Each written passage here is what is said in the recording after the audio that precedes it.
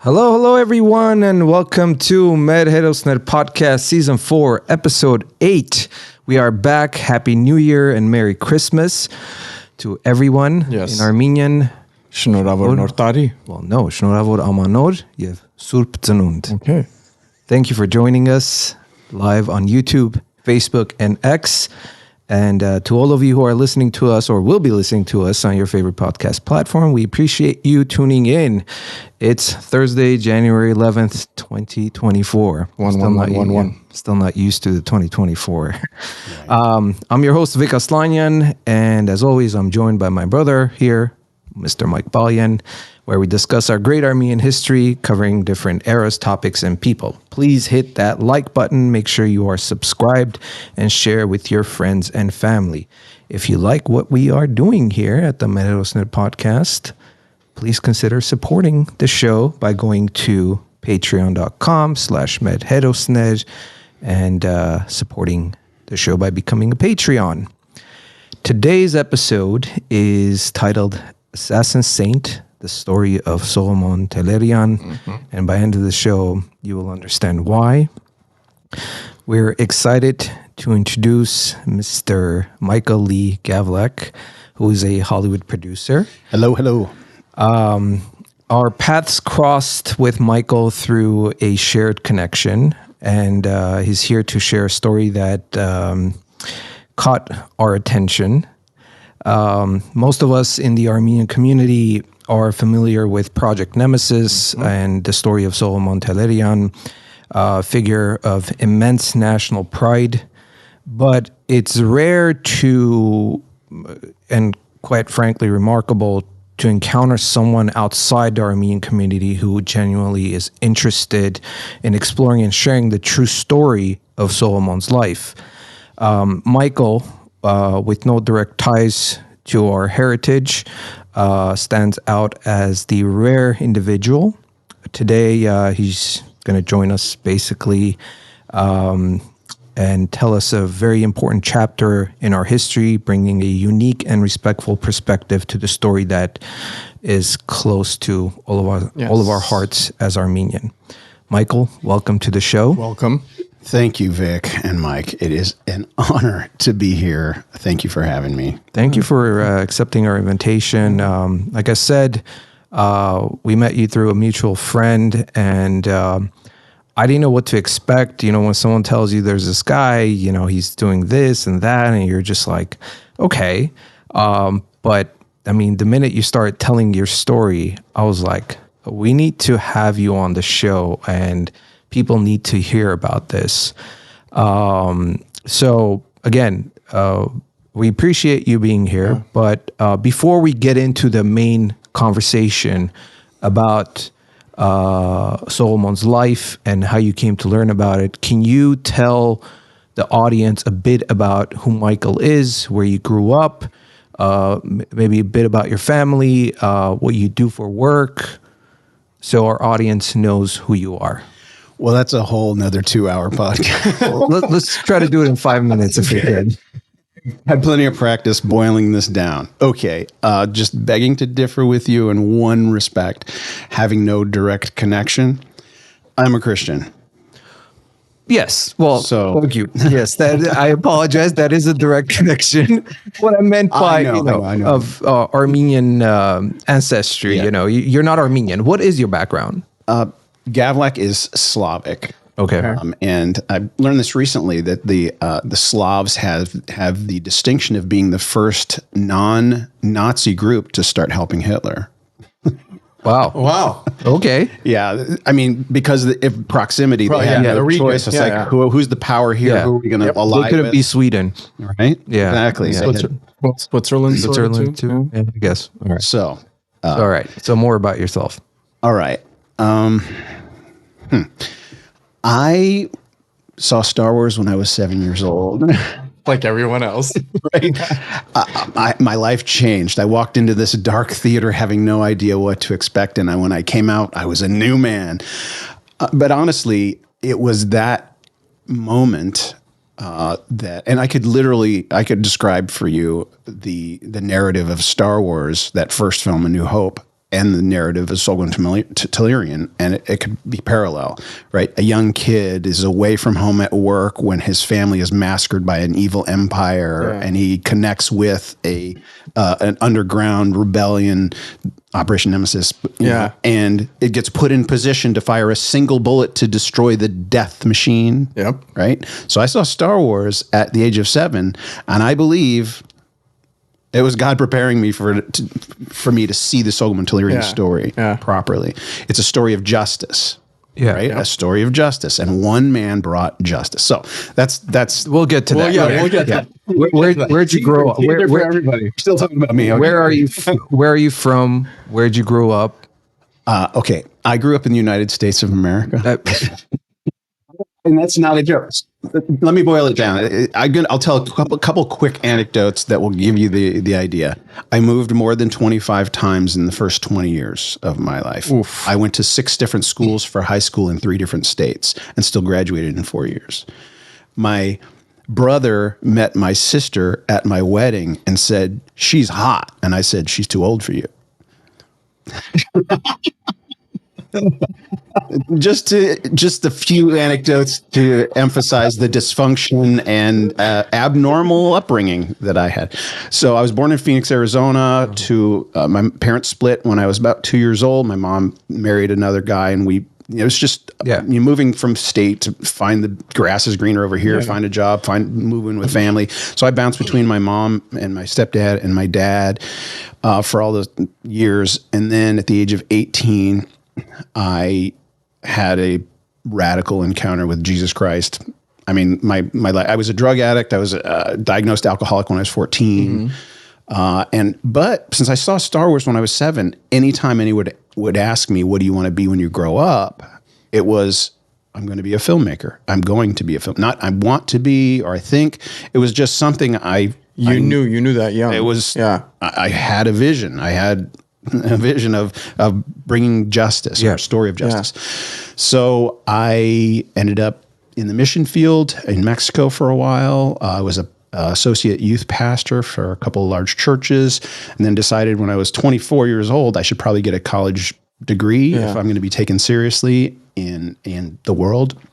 I had academic interests, and so I got my degree from Vanguard University in public address. Vanguard down in Costa Mesa, California.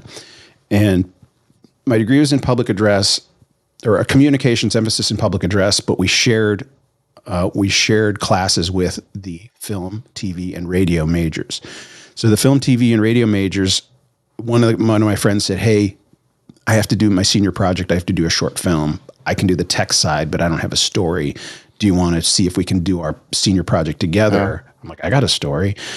And we went to our deans. They said yes. And so I was location scouting, acting, and, I was doing all of that other stuff, writing the story. And it was like, just was coming natural. Almost a one-man production. Yeah. And it was like, and I was 27 at the time, right? Talking about late bloomer. So I was 27 years old, and I'm like, oh, I think this is what I thought that was what I was supposed to do. And now I have the opportunity to do it, and it feels natural. I didn't go into the entertainment industry right away, but I did meet the girl of my dreams. God brought the amazing, perfect woman into my life. And then about 3 years into that, I got laid off from my career in heavy roadway construction. And it was now or never. I was 33 at that time. It was now or never.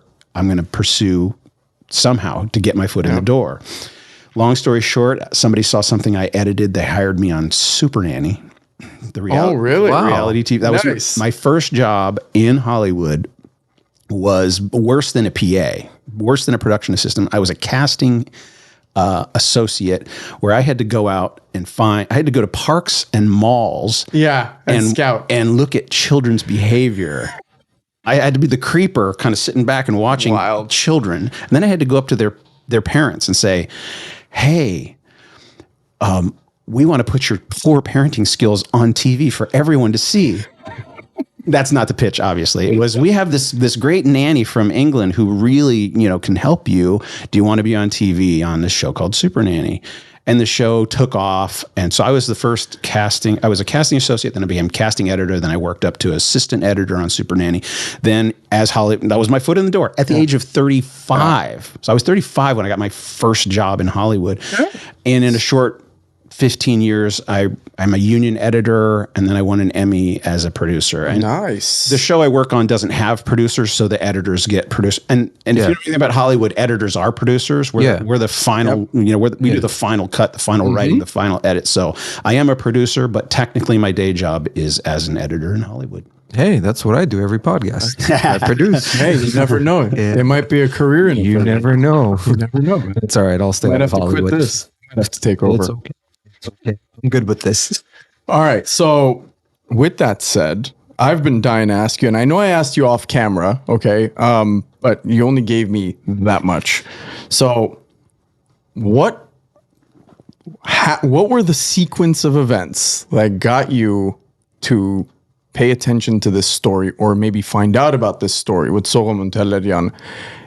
And then I'll have likely follow-up questions to this. Like, I'm dying to hear the rest of this. Just keep me on track. Oh, yeah. Vic knows already. I sat with him for about an hour and a half. He's like, when you come on, we need a list of questions just to keep you on track. Yeah, we didn't have enough time before we went live. So, okay. So the job actually that I have now, I was at this job about 2017. okay. 2017, I was working at the current job that I'm back at now, but they were downsizing at the time, and I was low man on the totem pole. And so I saw they gave me about a 4-month window that you're going to need to. The way Hollywood is, you go from show to show. Your gig is up, go find another gig. So I asked myself that question. I'm like, okay, God brought me to Hollywood for a reason, I think. Is it to work for somebody else, or is it to tell an important story? Yeah. Right. And that was sincerely my mentality. I'm like, okay, it's again, another now or never kind of moment. I have this opportunity. It's like, I have 3 children to support, but I have this opportunity to go in a different direction. And I had mentors around me, people that one of the creator of Home Improvement. Yeah. Right? Like somehow I became friends with him, became a mentor to me, one of the creators. And I went to him and I gave him a script. I'm like, do you think, I should stick to editing, or is writing and all of this, do I have a future? And he was like, you have what it takes. And he's not just going to say that. Right. And so that was like the wind beneath my wings to step out. And I literally did a 3-day fast. I'm like, God, I don't know what is going on. I just know I need your guidance. It's about a month. This is August of 2017 or September of 2017 is when he did the fast. A month later, the end of September, early October, I'm sitting in a pitch meeting with I got connected to this guy who was a potential investor and pitching ideas to him. And he didn't bite on any of my ideas. And it was a 2-hour meeting. Yeah. Normally those are 45-minute meetings. So it was, a good conversation. And he said, and this was like the 6th floor of a 12-story building on the corner of Lexington and Brand in Glendale. Okay. Right. So Armenia Central. This guy's not an Armenian, by the way, but he was a Christian.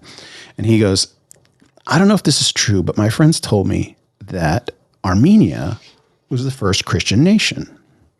This is 2017, 2 years after 2015, the centennial.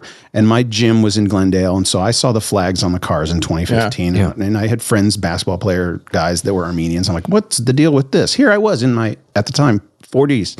I'm like, I didn't know anything about it. I had heard of the Armenian genocide. I couldn't tell you anything. I couldn't tell you when it was, where it was, why it was, any of it.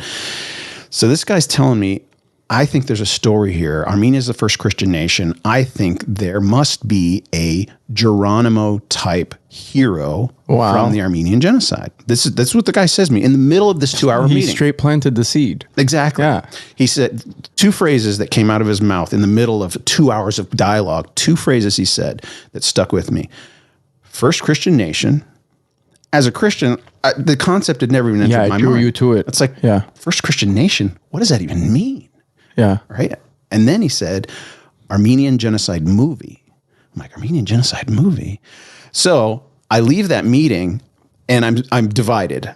he didn't buy any of my ideas. I was pitching my ideas to this a good guy. point, yeah. Right? I'm like, tomorrow's my last day of work. You got some homework to do. Right. Yeah. I came into that meeting thinking, yeah, this is it. It's like, he's going to buy one of my ideas. We're going to move into production and blah, blah, blah. And he didn't. So that's one side of my brain. The other side is, wait, he pitched an idea to me. If I look into this idea, maybe he'll be on board, et cetera. Yeah. So this is late September 2017. Armenian genocide movie are 3 words I had never heard before. So they're kind of sticking in my brain. I get to my car downstairs on Lexington and Brand. I open up my phone before I go to my next destination, just checking headlines and emails. The very first 3 words my eyes come upon at the top of my news feed, Armenian genocide movie. Right? So it goes from my ears to my eyes. I'm not kidding. It's I believe you. It's like, this was like, okay, I'm being communicated to. I better pay attention. And it was about like Dean Cain and Montel Williams had a documentary called Architects of Denial. Yep. Yes. Yes. And the news on article, PBS. Right. The news article was about Glendale. The mall wasn't going to advertise for it because it's political. I'm like, in Glendale, you're not going to advertise for Armenian genocide. So that's basically what the article was talking about. So I'm like, okay. I immediately reached out to one of my coworkers because the next day was going to be my last day, and it's the only Armenian I knew. And she and I are great friends, one of my favorite coworkers. And I said, hey, you're Armenian, right? Tell me. Just tell me. I need somebody to tell me. So I get to work the next day. She takes me to Wikipedia. And she pulls up, like, Wikipedia is like a fire hose. Yeah. For somebody who uninitiated Armenian genocide. And she pulls it up, and she's ARF. So she pulls up a picture of 30 guys with bandolero bullet belts and rifles. Yeah. She goes, these are my people. And I'm looking at 30 Armenian Geronimos. Right? I'm like, there's a story here. There's a hero here. There's got to be something. So I just start researching the history, and I'm looking for a storyline, because in Hollywood, you have to have a happy ending. Yeah. Right? For a movie to be successful, there has to be a positive resolution, some kind of justice. Yeah. And this is a genocide of an entire culture. How do you find a happy ending? I was like, Komitas? He went crazy and committed suicide.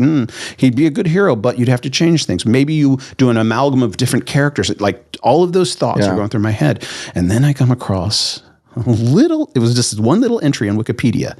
Talat Pasha assassinated by Soghomon Tehlirian. I'm like, what?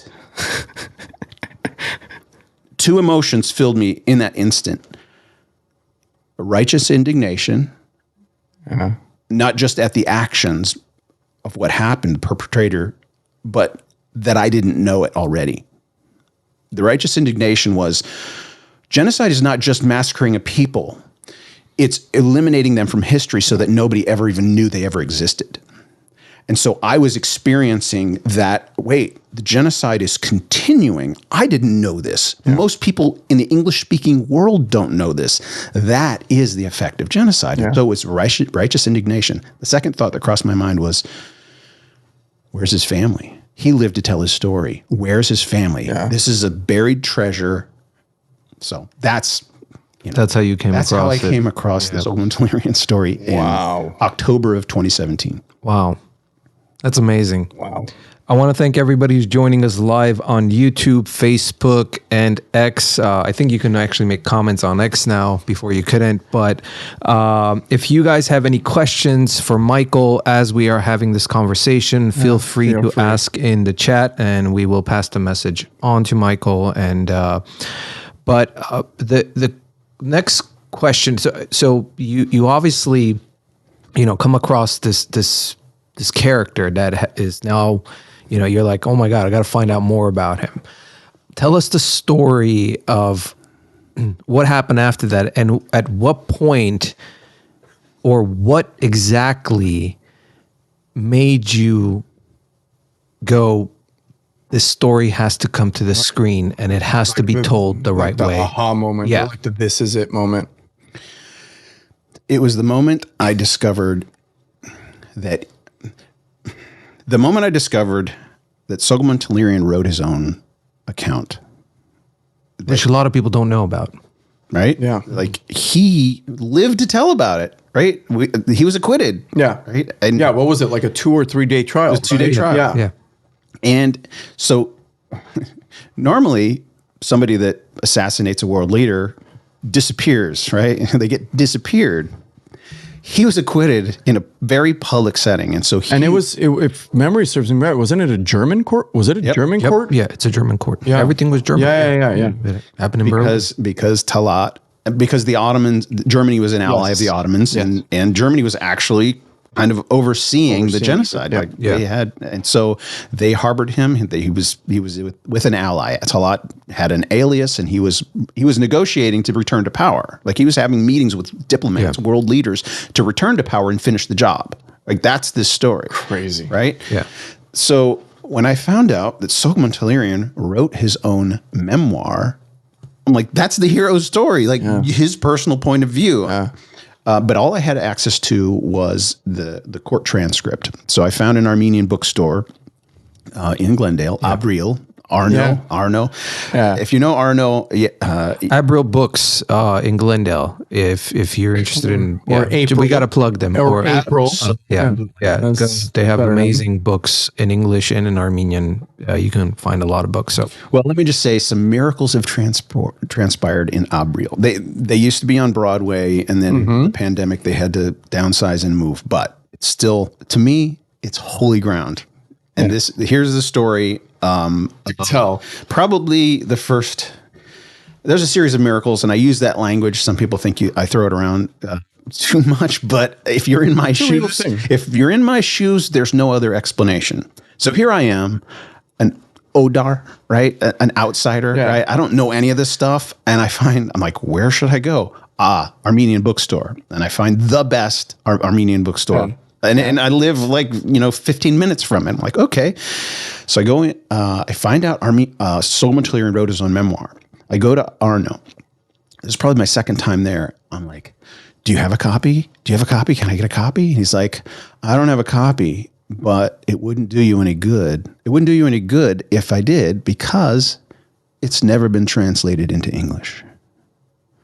But that couldn't have disappointed you. I mean, well, Again, I'm of two minds. Okay. All right. Number one, dang, I can't read the hero's point of view right now. I'm like, this guy wrote his own story. That's what I need to hear. I need to hear his point of view. The other side is, if it's never been told in English, it's never been told. It's a buried treasure. Bingo. Quite literally a buried treasure right under the surface of history, with the Ottoman Empire, the Turkey and Germany and the United States all suppressing all stories of the genocide. This incredible story is just right there under the surface. So I was invigorated and frustrated.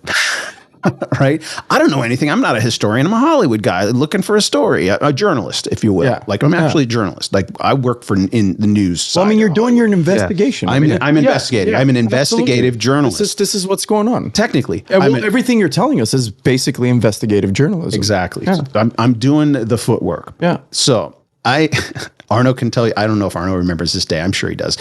I pull out a stool in the middle of the aisle at Abril Bookstore, and I'm pulling books off the shelf, just like trying to find something to glom onto. And the bell rings on the door, right? Some guy walks in, and I'm not paying attention. And walks into the back and goes to find Arno. I'm not kidding. Arno comes out with this guy, and he says, "It's such a coincidence that you're here." Those are verbatim. It's such a coincidence that you're here. This guy never comes in here. Whenever he orders books, he does it online. So this young guy comes, he introduces me to him.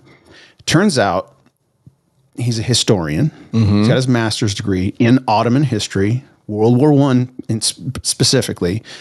And he worked in the law offices of the guy who translated the court transcript, right? A guy named Vargas Yegiayan.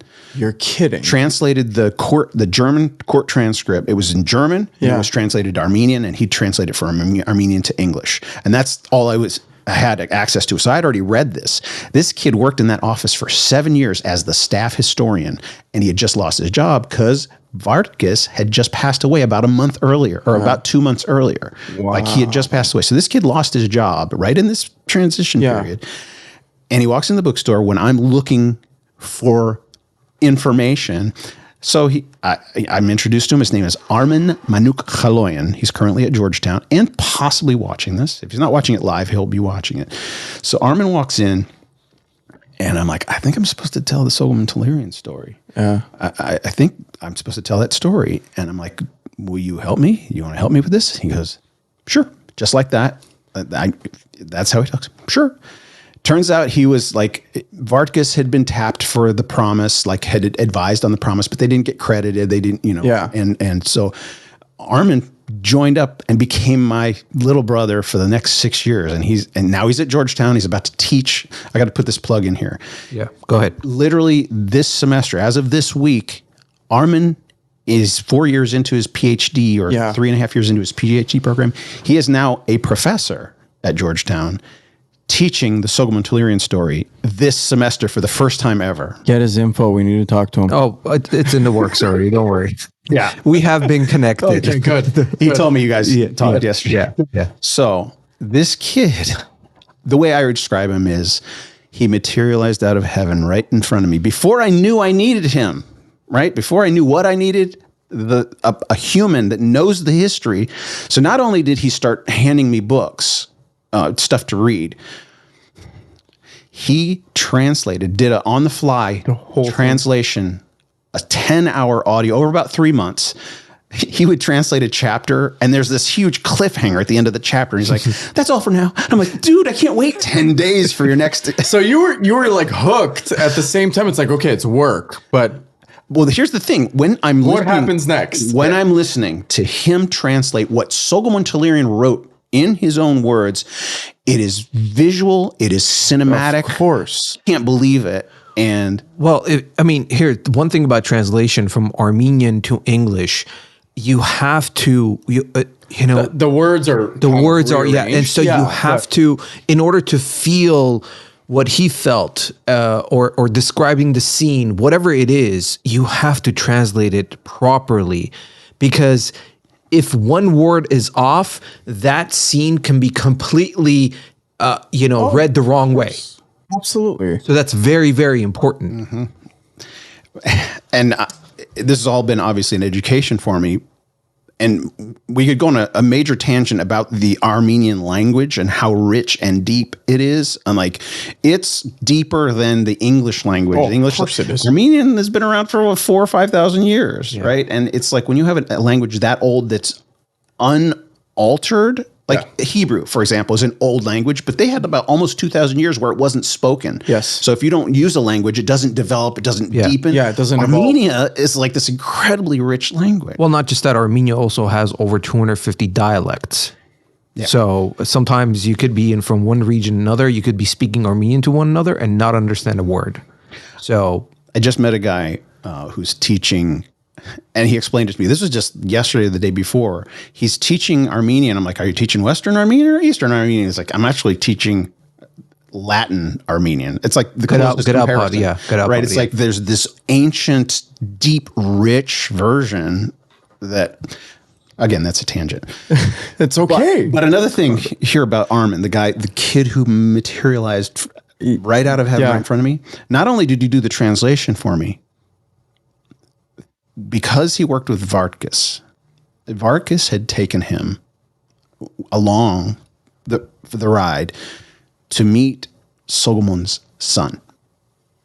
Soghomon Tehlirian, who lived to tell the story, lived happily ever after. He married the girl of his dreams. Yeah. He had 2 sons, and one of them is still alive.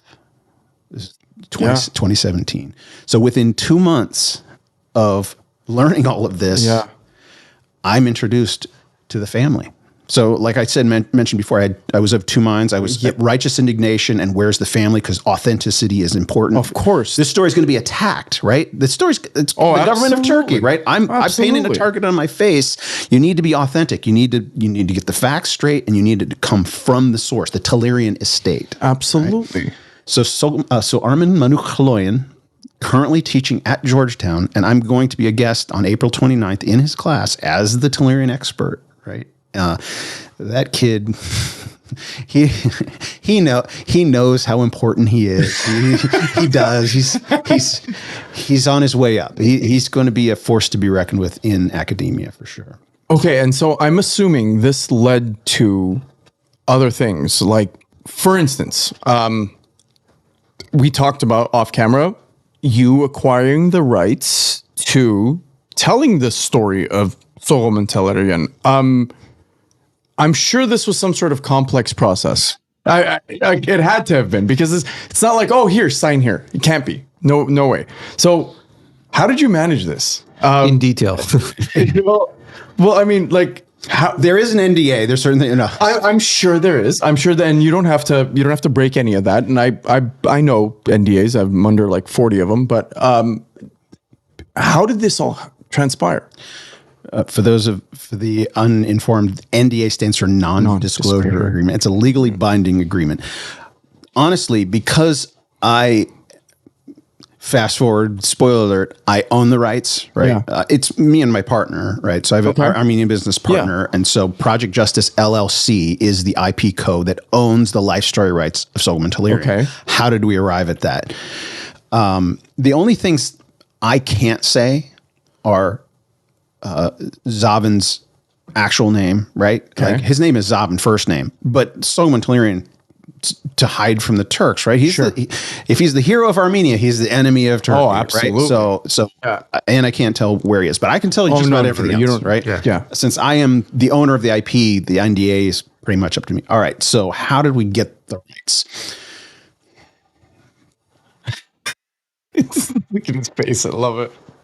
December of 2017. Okay. Again, 2 months after I first heard the name Solomon Tehlirian, I find out where the son is. Armin sends an email to him and says, "Hey, there's this Hollywood guy that's interested in talking to you about your father's story.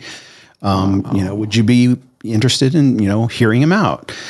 And he responded to Armin. Armin forwarded me the email, and the email said this. He's like, because this is 2017, 2 years after 2015. And 2015 is the centennial where everybody comes out of the woodworks looking for hero stories of Armenia, right? Yeah. So he had been subjected to that. He's Armenian. He married a non-Armenian. He's lived a successful, flourishing life outside of Armenia. Is not really networked in the Armenian community, but he respects his heritage. So he says in the email, so many people, blah, blah, blah. But as long as he promises to tell the truth. Without putting a spin on it. And that's all he had to say. I'm like, that was it. All I want to do is tell the truth. So it was December. I find out where he lives, and I'm about a half an hour from the home. And again, as a Christian, I'm like, I can't believe I'm on this journey. I can't believe I'm on this ride. And I'm about to meet the one person still alive who knew Solomon Tehlirian better than anyone else on the planet. Right? If you want to know this story, well, Solomon's dead. What's the next best thing? The person that knew him the best that's still alive. Yeah. Well, his wife passed away, right? His widow passed away. His son, he had two sons, and one of them passed away, but this son that's still alive actually lived with him like at the end and at the beginning and was the closest of the two sons to him. So I'm half an hour away from the doorstep. And I just offered up a prayer to God. I said, God, what do I want? I don't know. What do I want from this meeting? And the answer hit me like a ton of bricks. And I literally started crying. It wasn't, let him sign over the rights to people. It wasn't any of that. It was, I want to be considered as a family member, like a son to this man and his wife. Yeah. A grandson to Solomon Tehlirian, right? That's like, where does that come from out of left field? It's like, I want to be welcomed into their home. I want them to embrace me completely. It's like, and I started bawling when that thought popped in my. I literally started bawling. So I get to the front door and I knock on the door and open the door, and the first words out of his mouth, "Have you eaten?" Of course. That's the way, baby. That's the way. Armenian You hospitality. break bread together, man. You break bread together. So he brings me into his den, and his wife's there, and we meet, and he brings out a plate of meat, cheese, crackers, and deviled eggs. And I was on a deviled eggs kick at the time. My youngest daughter was learning how to cook them. So I'm like, these deviled eggs are amazing. They're amazing. So then when the conversation starts in earnest, the first words out of his mouth were, I'm not a religious guy, but I know something's going on. Like, that's the first thing he says to me.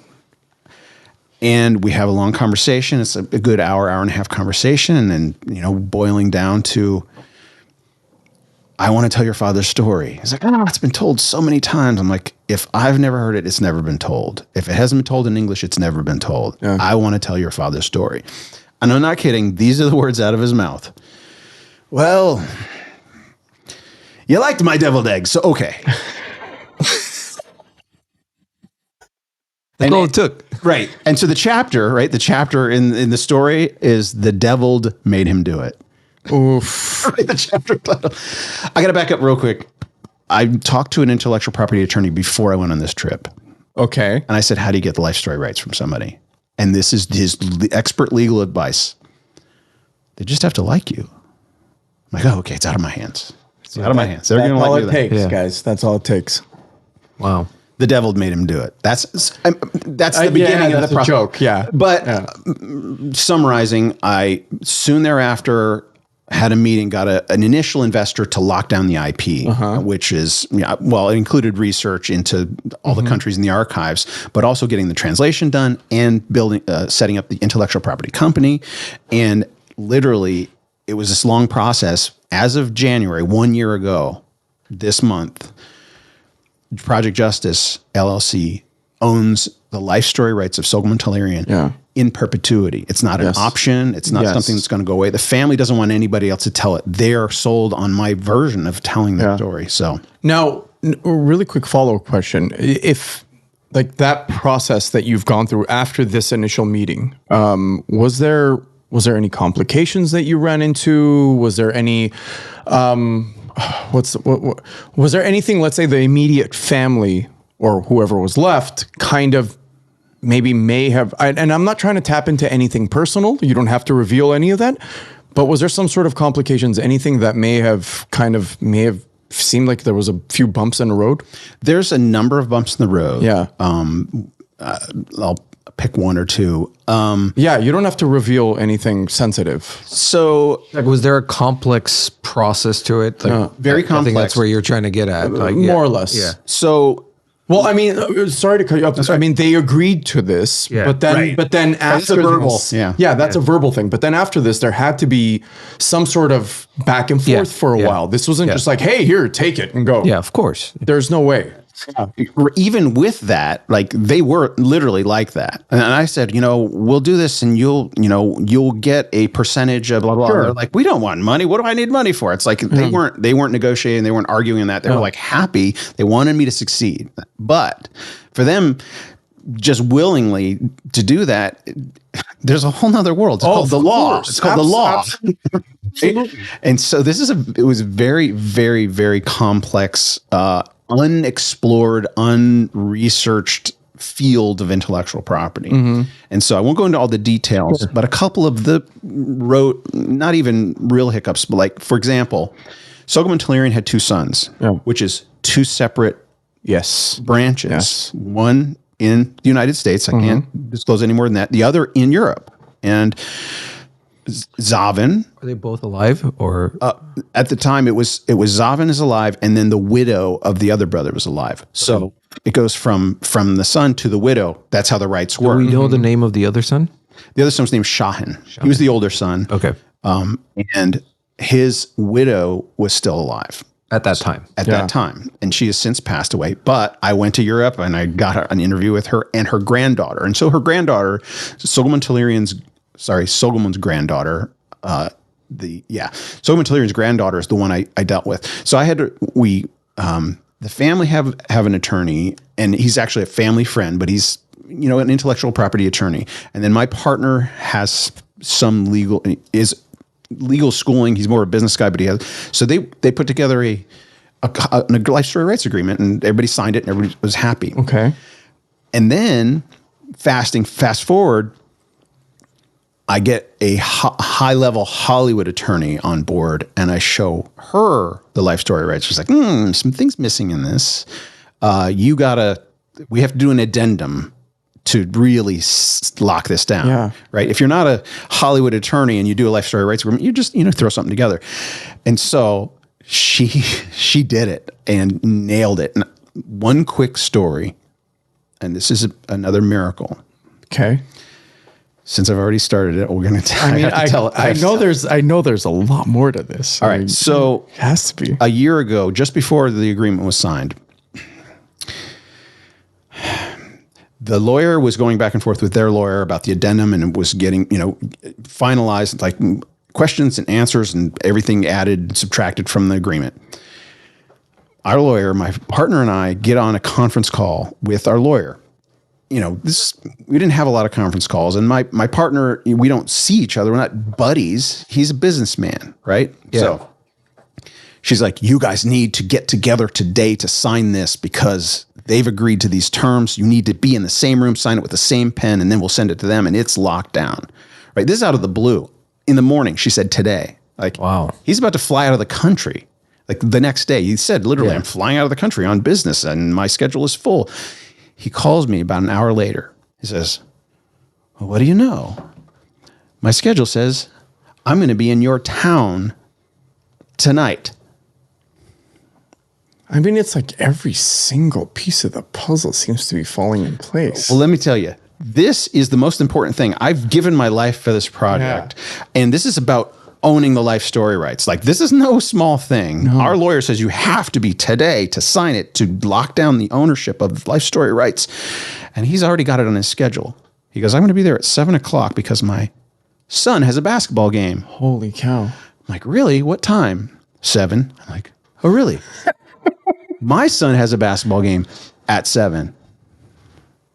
Wait, this gets better? Wait a second. Is your son where does your son go to school? It's this private school. Yeah. It turns out I had no idea his son went to that school. My son played his son against each other. So the school calendar already had us meeting together before we knew we needed to meet together. The school sports calendar already had us in the same room the day our lawyer told us for the first time we needed to be in the same room. I'm telling you, and it gets better. My son and his son are both the best players on their respective teams. So they're the captains of their teams, and they play head to head. My son and his son. Like we met, we signed the contract. This is a movie itself. Right. So we already signed the contract. He sits in his section. Well, we have this recorded. Yes. Part of the documentary. That, by the way, all rights belong to. No. You guys are already on the inside. You guys are just by having me on, right? So, and the kind of the icing on the cake was we won, right? But our sons had the same jersey number. All right, man. All right, hold on. Are you serious, man?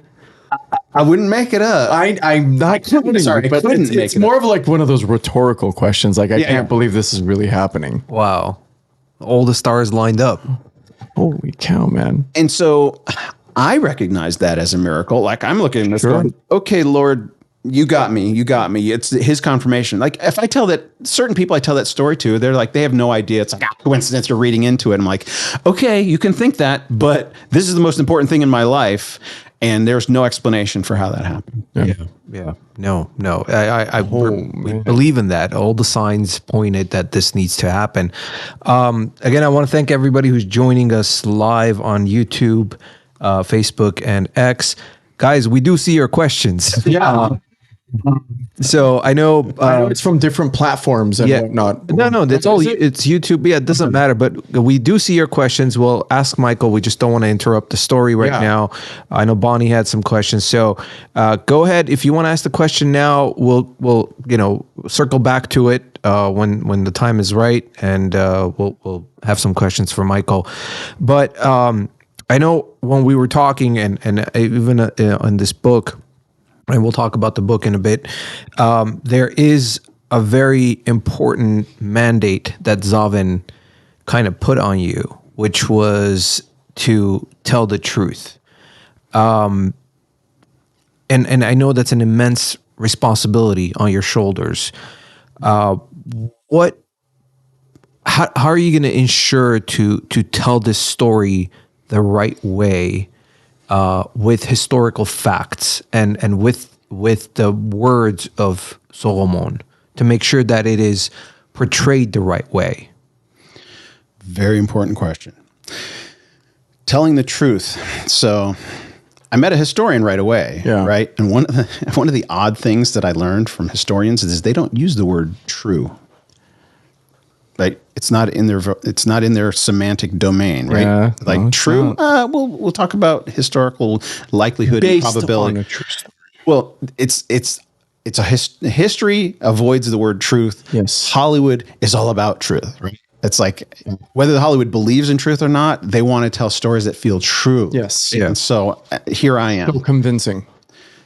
So it's very important to mention here and now is Solomon is not a character to be, like, his actions are not to be emulated. Yeah. Right? It's very important to point that out, because the opposition to this story will be like, oh, you're encouraging vigilante justice, right? You're encouraging terrorism, essentially. And that's not what this was. Absolutely not. And the proof is in the pudding. He was acquitted, and his trial is referred to as the birth of international law, right? Yeah. This is like the proof is in the pudding. This was a good thing that happened, but you can't replicate it, right? There's only one Hitler, and there's only one hero of Hitler, right? That's the story. Yeah. This is the story of Hitler's hero and the kid who killed him, the kid who killed Hitler's hero. Yeah. It's not, oh, there's this bad Turk and I'm going to go, because of Solomon, I'm going to go do what Solomon did. There is no replication. There is only one Hitler's hero. There's only one Hitler and only one Hitler's hero. Yeah. This is a one-off thing, instance in history. Yeah. This is a special event. So very important to mention. The truth of this story, the word assassin saint, which is the title of the book, is that juxtaposition. Assassin, we think that's evil. Saint, there's a bad we think that's connotation good. to it. Yeah. Right? So the book of Judges, was Gideon good or evil?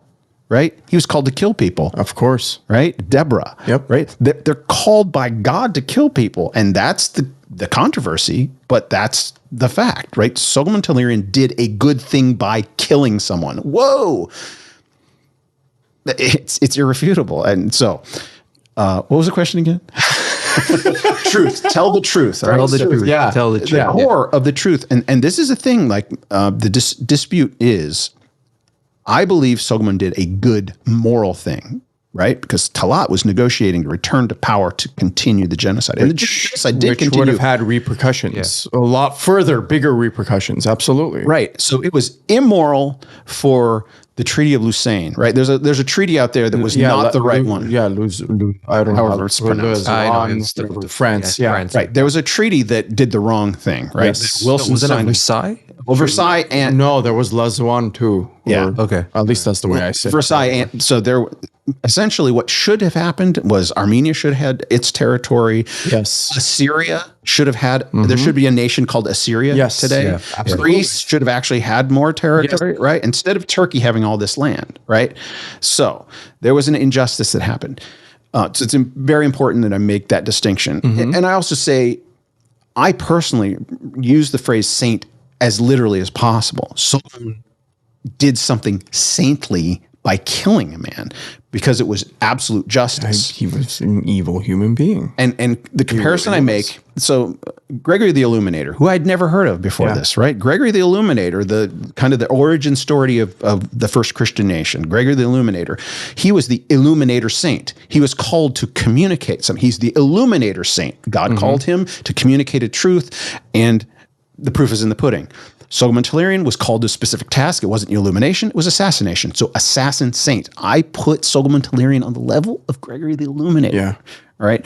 So telling the truth, I had to go to the historians, right? Had to go to the historians. And one of the things historians will tell you is that a memoir in general, a memoir is not as reliable as certain other information because a memoir is a personal account, feelings, personal, and people always either embellish or neglect. Right? They kind of self-aggrandize in memoirs, and so when you go in knowing that, you're like, okay, you can still get factual information out of a memoir, keeping that in mind. The problem, or what differentiates Soghomon Tehlirian's memoir, he couldn't possibly aggrandize himself higher than he already was. He killed Darth Vader. Yeah, more or less. How could you brag more than that? What possible boast is there higher than blowing up the Death Star and killing Darth Vader? Yep. So his memoir is simply an account of what he went through. So, first of all, I believe Soghomon wrote the truth in his memoir. But the memoir is not enough to tell the whole story. So that's why I went to 15 archives in 8 different countries on 3 different continents with historians and a camera crew, by the way. So this is all documented. And had to flesh out the story. Soghomon has his own journey that he went on, but there's all these other players, all these other major characters. There's Grigoris Balakian, the author of Armenian Golgotha. Yeah, right. Yeah. Which is a heavy book. Try reading that. He's a major character in this. There's Armin Garo. He's the Obi-Wan Kenobi, right? The Bank Ottoman story. Yes. Right? That's Armin incredible. Garo, yes. That's an episode all by itself. Absolutely. It's like the origin story of Obi-Wan Kenobi. And so with the historians, not just an Armenian historian, I went into the Turkish National Archive with a Turkish historian. Whoa. Right? How did that go? I'm telling you, when we were getting off the plane, or right before we got on the plane, so I went with Armin, and my Turkish historian Mustafa, and really quick, and this Mustafa character was completely fine and he knew what you were looking for. Yes, and I hope he's watching. I have so many questions. But before we got on the plane, he's like, "If I'm detained in Istanbul, you guys go on ahead."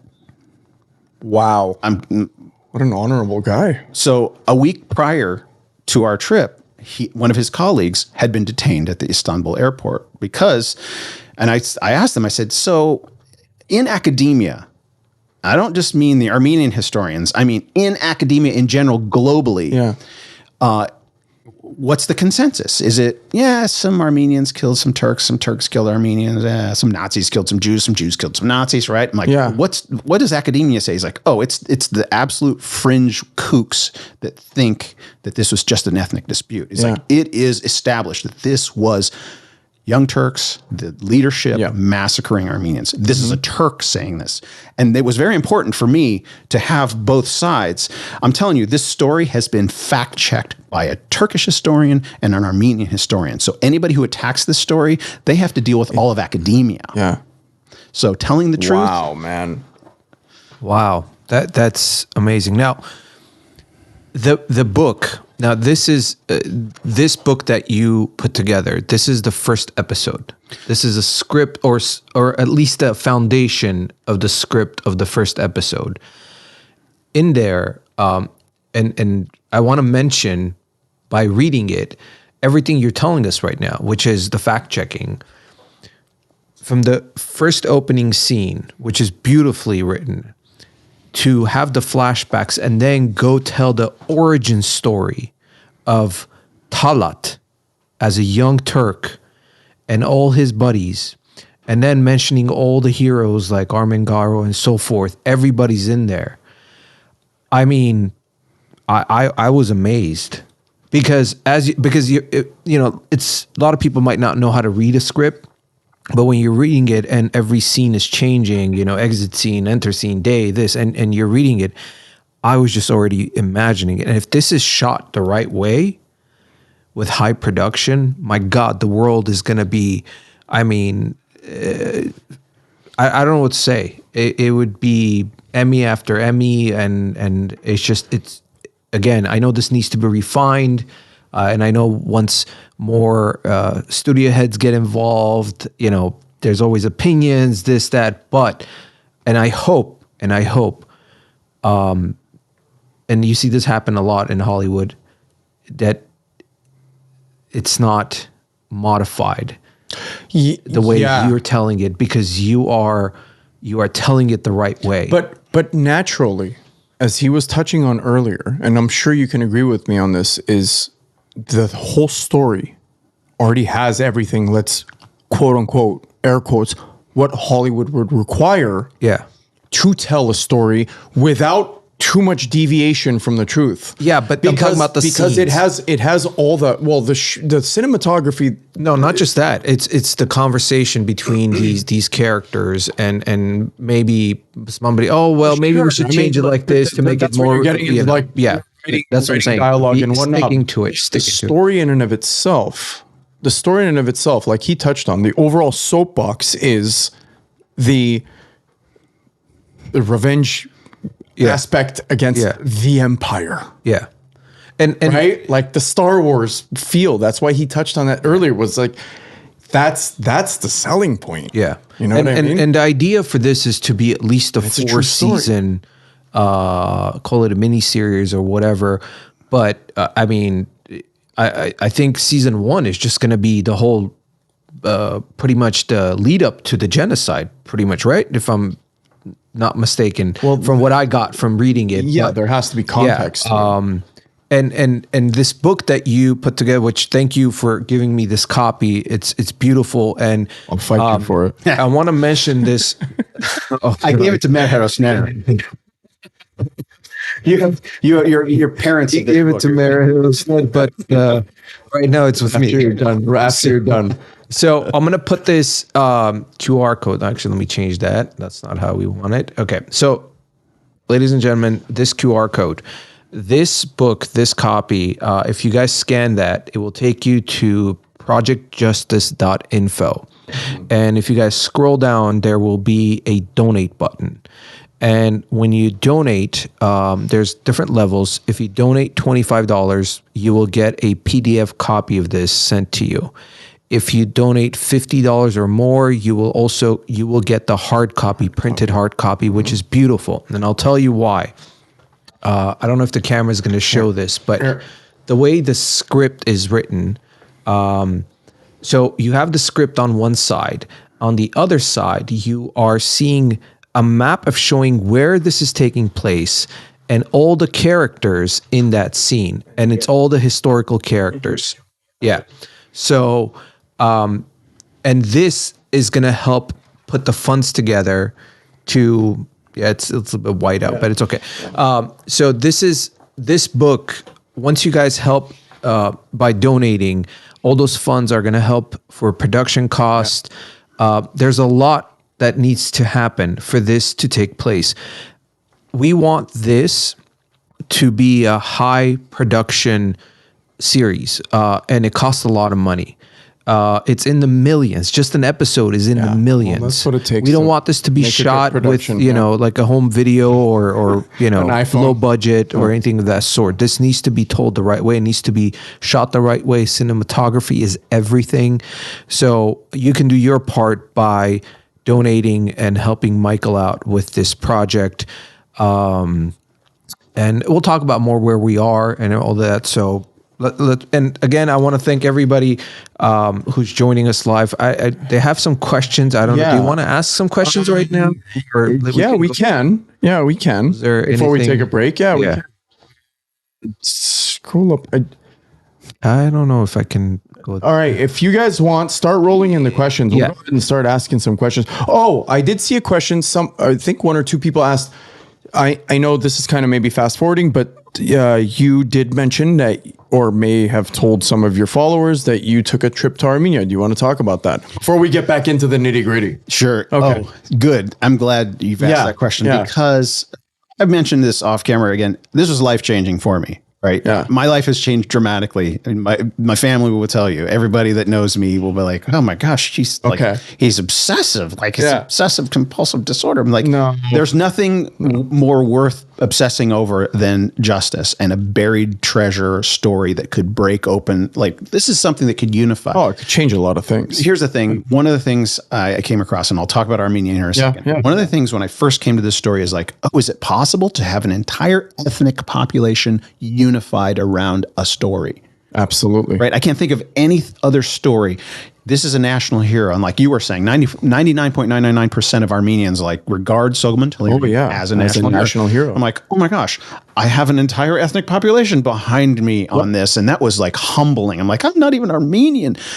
But not only will it unite Armenians, but just like Schindler's List is not a Jewish story. It's a human story. Yes. This is exactly like that. It's something that can unite us across political differences, even theistic differences. Like this is something we can all unite behind. Genocide is an ultimate evil, and here's a story that was suppressed, actively suppressed. Actually, chills. So going to Armenia, when I landed in Yerevan, I'm not kidding, within the first day, within the first couple hours, this is the thought that crossed my mind.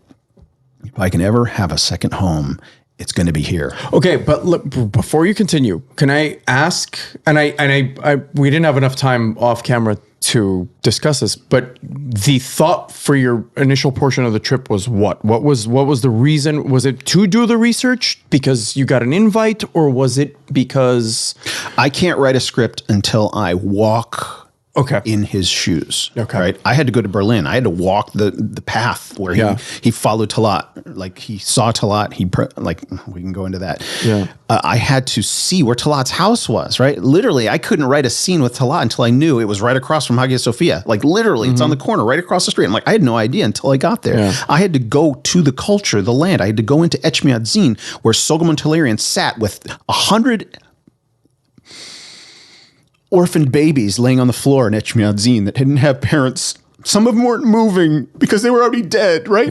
I had to be there. I had to go into Khor Virap, where Armenia was born, right? Khor Virap. I went down into the pit. I had to be down there where Gregory the Illuminator was. And this again was not planned. My historian planned everything. Yeah.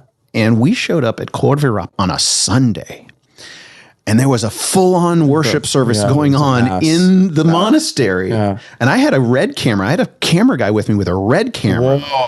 And I'm like, you were prepped with and it was all packed this. in there. I'm like, get in here. You got to film this. And I have my phone my 4K handheld phone camera. And I pan up and I look at this footage later. I pan up while this choir in Armenian singing, doing a liturgy that's been done for centuries. Like the oldest Christian worship service on the planet. Yeah. I was connected to it historically by walking in that room. It was this out-of-body experience. I remember panning up, and I have this footage, panning up, and the sun is coming through the like the one opening, of the skylights. and a bird flies up in, and I'm like, oh my gosh, I can't believe this. So being there is part of knowing who Soghomon was. I had to. I couldn't even start the script until I had been there. We went into the archive. We found his prison diary. We're talking to the archivist. And she found out what we were working on. She's like, oh, I have something for you. She goes in. I get the camera guy. Oh we filmed it. She pulls out Soghomon's prison diary. Like his handwritten diary. Can I ask really quick about that? Let's say, and this is completely layman's question, is something like that. Let's say you walk in and you encounter the fact that you may have access to a prison diary. Do you have to go through any legalities to obtain that? Those are all questions in the back of my head. International. Let's say because it's international, do you have to go through any legal hoops or anything like that to obtain? We went there not knowing it was there. Okay. And I didn't know. And that's why I'm asking, because I mean, you're dealing with like going international, right? Like who owns it? Yeah. Well, again, Right? Is that like, is that considered public Domain? public domain? Yeah. Well, it was written in a Berlin jail cell. Yeah. And it landed in the Yerevan National Archive. And this lady knew it was there. Okay. And nobody else Okay. So seemed that's to it. know. So there wasn't anything that you had to go through to obtain or be able to use this material. That in itself is arguably public domain. Okay. Right. Because it was 1920. I've always wondered about things like that. That's why I had to ask the question, because it's just like, it's something you just kind of fell upon or you encountered. Yeah. And Michael, I honestly love your passion and I feel your passion. It's amazing. It is so it's refreshing to see someone that is not Armenian to understand what we feel, the pain, to go and actually do the research and walk through the shoes of this man to know. And I'll tell you one thing, as Armenians, it's this pain has been passed down through our DNA, more or less. and it will always be there. Every Armenian, when the child that learns about our history and knows what we went through as Armenians, it's a feeling that unless you walk through our shoes and really know the truth of what happened, you won't understand. And Bonnie had a question. This is for us, actually. She's like, for the hosts, in your location, are the Armenian young people, 2025, in touch with their historic events and understand the significance of it? Bonnie, one of the main reasons we started this podcast, and Med Herosned, it translates to our heroes. Yeah. Heros means hero. Med means our. So it's our heroes. And the point of this was Mike and I are history buffs, and both of us didn't really know our own history that much. Not to that extent. Yeah. You just know certain landmarks. The point of this was for us to kind of relearn more in depth our history, and as we're doing this, to share it with the world, with Armenians, non-Armenians. In English. And the reason we chose to do it in English is because we're almost 3 years into this podcast. Yeah. We're listened to in 74 countries around the world. And we have people listening to us from all walks of life with different backgrounds. And we get so much love from people. You obviously get the negatives from, we know who those are. Yeah. But trolls. You know what? We welcome them. Absolutely. We welcome them because we are going to continue telling our story over and over and over, because the biggest problem right now is, and this is both from Turkey and Azerbaijan, they have fabricated this story so much with their fake history. Lobbying power. Not just that, just basic. An average person does not know history. So what happens is, if you yourself, let's say, never heard of Azerbaijan, and you meet somebody from Azerbaijan, and that person has been brainwashed from their Führer, that this is what the real history of Azerbaijan is, which is all fake. Yeah. And this person comes to you and starts telling you, oh, ancient lands, this, that, all that stuff. You yourself, who probably won't even take the time to do research to find out, you're gonna be like, oh, okay, well, they're ancient people. And this lie keeps multiplying. And as we as Armenians have to constantly battle right now. Our battle is in so many different fronts. Information warfare. So having people like Michael who believe in the truth and want to tell the truth, it's not just Solomon's story. There are hundreds and hundreds of stories of those Geronimos that you're talking about in our culture, even before the genocide, within our history. That's our other goal. We tell these stories about our great kings and queens and these warriors that did amazing things. We've had a messed up history, guys. It's not like glory and victories for 2,000 plus years or three. It's just, we're even disappointed in some of the actions. Let me interject. Soghomon Tehlirian would love this podcast. Okay, he was an educated young man, right? The Azerbaijanis and Turk will call him a crazed terrorist, and the Armenians would call him this lion. The lion is a lion. Yeah, the David to the Goliath. Yeah, he was a normal kid who loved his own history. When you read this, he references some of these heroes that you're talking about. He knew his history. He knew the importance of it. And telling the story, it can't be told in a movie. That's why it has to be 4 seasons, because there will be flashbacks. Because I want everything he told to be told. Yeah. So he will reference some of these heroes that you're talking about. It's a very complex story. I mean, especially during a very intricate time in history, right? Yeah. You're talking about World War I, and then all the events leading up to World War I are all tied into this, that lead up to these events. Even with world history, forget about, let's put aside Armenian history, not forget about, but let's put aside Armenian history. There's so many different events that led up to the culmination of World War I and the fallout to World War I, which changed the world map, if anybody knows. Yeah. It absolutely altered the world map. Of course. In so many ways. And those who don't learn history are doomed to repeat it. Oh, absolutely. Right? You can only start learning history. It's such a pivotal point in history. I mean, and this is, I'd say, a microcosm in that point of time, but there's so many events that led up to that moment in time. Let me talk about this book real quick. Yeah. What this is, quick overview. This is not episode 1. This is the arc of season 1, right? In fact, episode 1 and episode 2 aren't even covered in this. Yeah. This could be a standalone episode. It's that compelling. But I had to cut a lot of stuff out just to get the main story arc, right? So what this is, this is the arc of season 1, but it's also an academic curriculum because it's been fact checked by historians. And if you look at it, and those of you who are going to get a copy of it, in the very beginning it says how to read this lookbook. It's a Hollywood pitch deck or lookbook where this you show to a producer or an investor and they get it. They look at it and like, oh, here's the costumes and here's the storyline and here's the locations all in here. But because it's been fact checked, you are actually learning accurate history. So it's merging these two disciplines, entertainment and history, and is a very specific way to tell the story. Hollywood has this terrible. It's a trope that goes around. Don't let the facts get in the way of a good story. Yeah. Right? Don't let the facts. So Hollywood's not interested in the facts. The problem is Hollywood is the only one that can tell history properly to engage the culture. How are you going to get young people interested in history? You got to put it on a screen for them.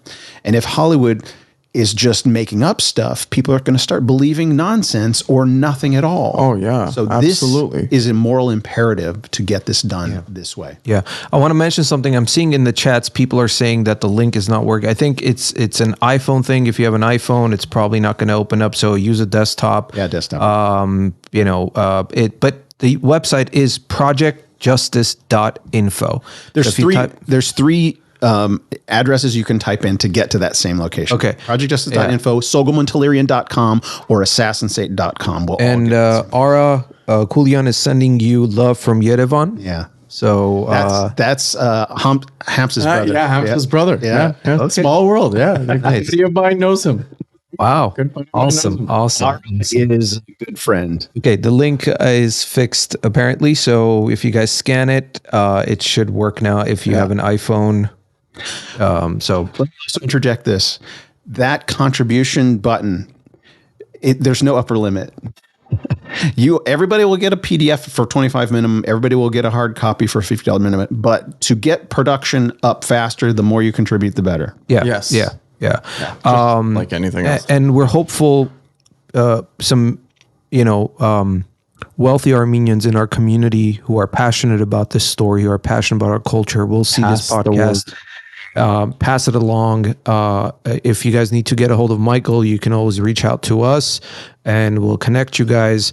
It's very important that we tell this story. There's so many stories that need to be told, but it has to be told the right way. Storytelling is everything. But again, I want to thank everybody who is live with us. Thank you for all the comments. Again, if you guys have questions, feel free to ask. And I see that Eric, it's not on Amazon. This is not on Amazon. Yeah. So It will be eventually. shortly. Yeah. In a month, probably. Yeah. So, all right, you want to continue or? Oh, okay. Mike has to go. Unfortunately, I have another engagement. Yeah, So guys, what I'm gonna do is I'm going to put a quick commercial break, and then we'll be back, and it'll just be Michael and I, and I'll see you next time. What a night, man.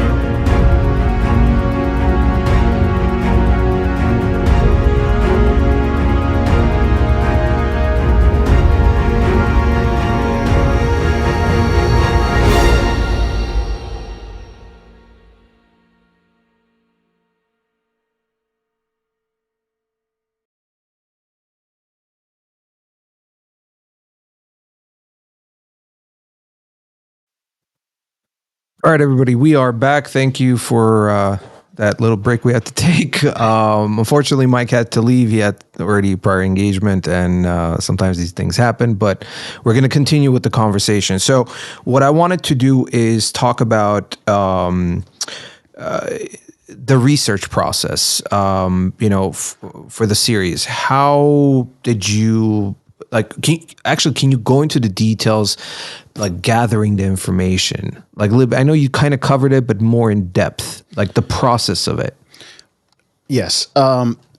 So there were multiple things going on simultaneously.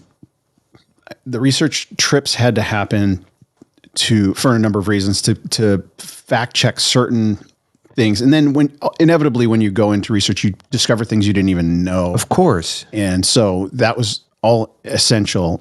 And then simultaneously, my translator, because we were talking earlier about the richness of the Armenian language, Soghomon Tehlirian knew, like, he was extremely well educated for a guy who never got a college degree. Right. So he was actually tapped when he was 17 years old before leaving the Ottoman Empire, because at that time, all of the Armenians, when you turn 18, you're either conscripted into the military or you get out of the country before you turn 18. Yeah. And you talk about that in the book. Yeah. And his teachers, his teachers at his school, they had a shortage, right? They had a shortage of teachers. So he was tapped to teach a lower grade while he was essentially a junior or a senior in high school. Yeah. So he was educated. He knew his history.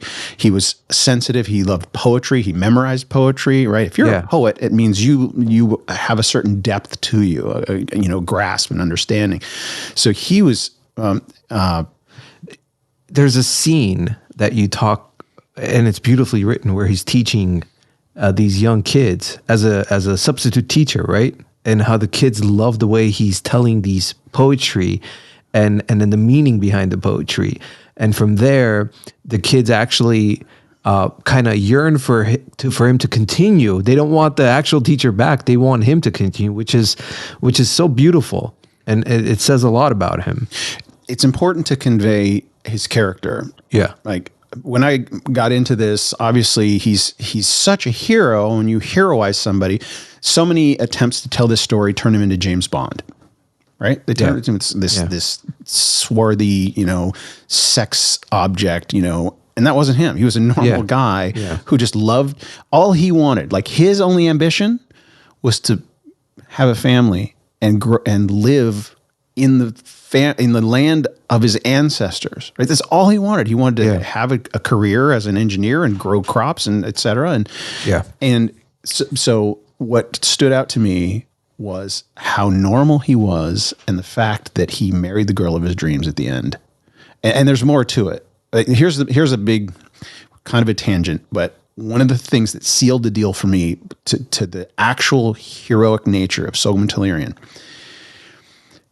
he could have lived in the United States, because when he succeeded, the ARF brought him back to the United States, and they took him on a tour, and people were kissing his finger, the finger that pulled the trigger, and he was this larger-than-life hero. Yeah. And they set him up with a store. Like, they're like, you'll be set for life. You'll have your own store and an income, and all the Armenians will patronize you, and you'll do fine. You'll live in freedom like you always wanted to beforehand, which is now impossible in your homeland. But here's the next best thing: America. You'll prosper and you'll live you'll never have a concern. Yeah. Except the girl he fell in love with prior to all of this couldn't get to America. Really? She had a sister that couldn't get a passport, and she wouldn't leave her sister behind. Like, this is like the after character. What everybody experienced. I mean, it's natural, right? They want to get out, but her sister couldn't get. And so, were they in Germany as well? No, they were in Serbia. Serbia. Okay. And that's where Soghomon's father left the Ottoman Empire when Soghomon was a child. He barely knew his father. Yeah. He like people go out of the country. I think he went to money. Serve in the army, or was it work? It was work. It was just work. He left with his brother, right? With his two older sons and his brother. Yeah.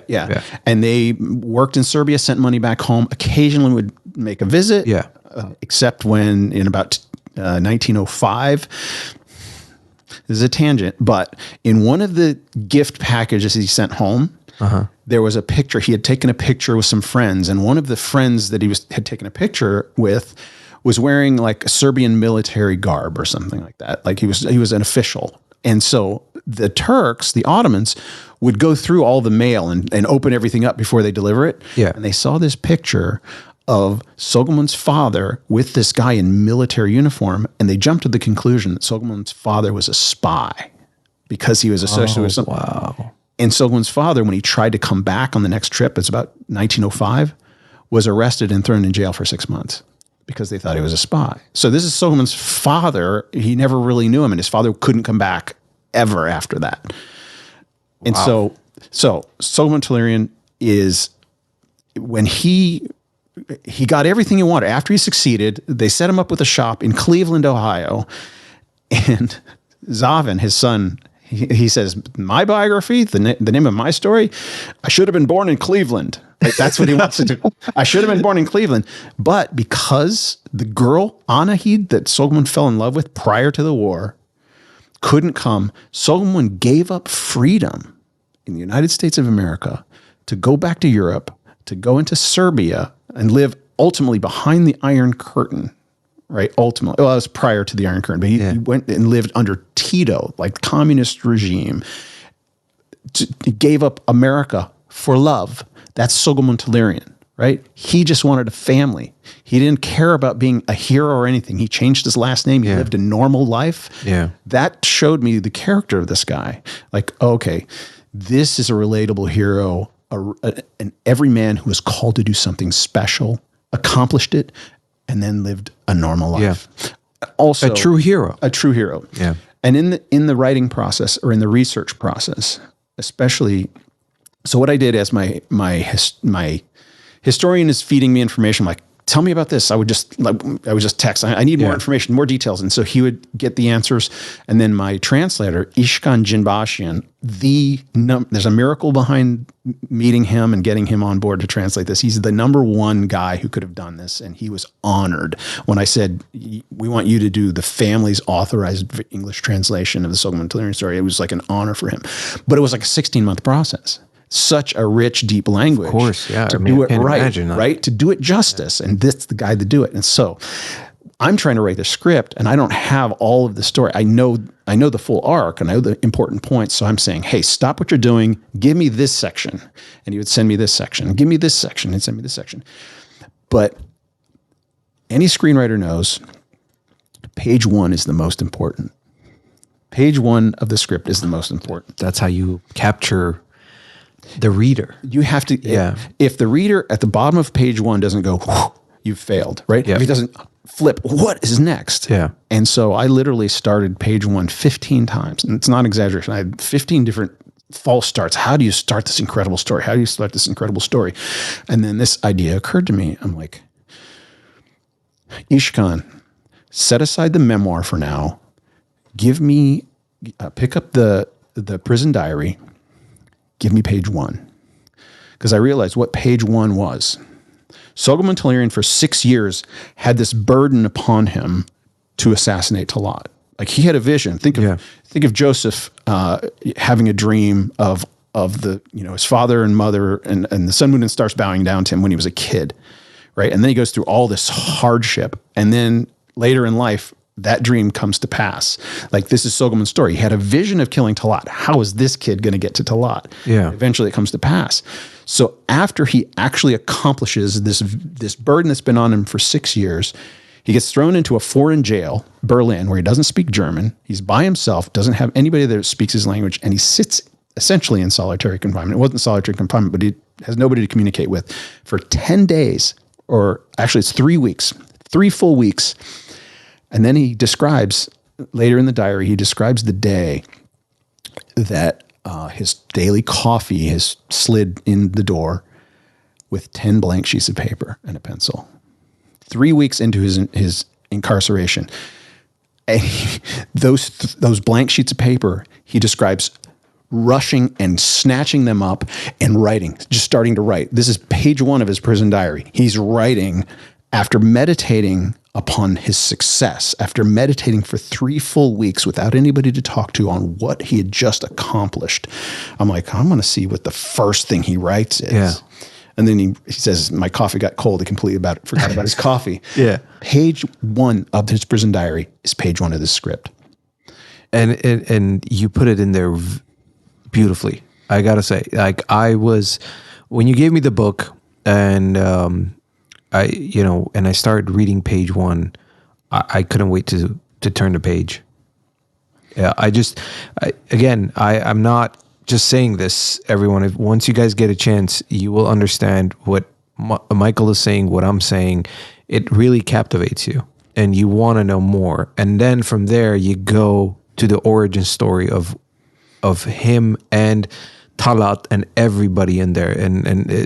I think you've done a great job. Like I said, I thought this was episode 1, but if it's an arc, even better, So well, page 1 is page 1 would be the first scene of the first episode. Yeah. But then you jump to essentially episode 3. Yeah. And I could go into detail as to why that is, but one question I have is, I know it's still early, but are there any major people in play that are going to be behind the camera or in front of the camera? Where are you with that stage? Have you planned it out? Is there anything you can share? I can do a little name dropping. Well, actually, first of all, let me cast some hope out there. Like, to bring this series to life, I know it's gonna, and again, I know you want to do this the right way. So we want the right people involved in it. And the right people, and it has to be done the right way. And what Mike was getting at earlier, like, studios have their way of doing this. And let me stay right up front. Hollywood would never tell this story. Hollywood, the machine, would never tell the story, mainly because of who the villain is. Yeah. Right? The villain he's an Islamist, right? He's an Ittihadist. He's a Nietzschean Ittihadist, right? Well, not just that. You also have the political machine or the Turkish lobby, which will never allow. Just for the promise to be made, couldn't do it through Hollywood. Yeah, right. It was very difficult. Yeah. So first I'll talk about some of the style of how it must be done, how it will be done. I want ethnically accurate characters, right? I want every Armenian to be played by an Armenian, right? I want the top Armenian actors to play. I have a role for Michael Gorgian, right? Like, did you see Americazzi? Oh my God. Amazing. So I've actually spoken to 2 of the producers. I actually did meet Michael as well. And so I got a perfect role for him. Like, when the time comes, what's her name? Angela? Yeah. Angela Sarafi. I have the role for her, right? It's like, they're amazingly talented Armenians. I want them all to be ethnically accurately casted. And one of the ways Hollywood says, well, you have to have an A-list big star in order to get something made. No, the story is the star here.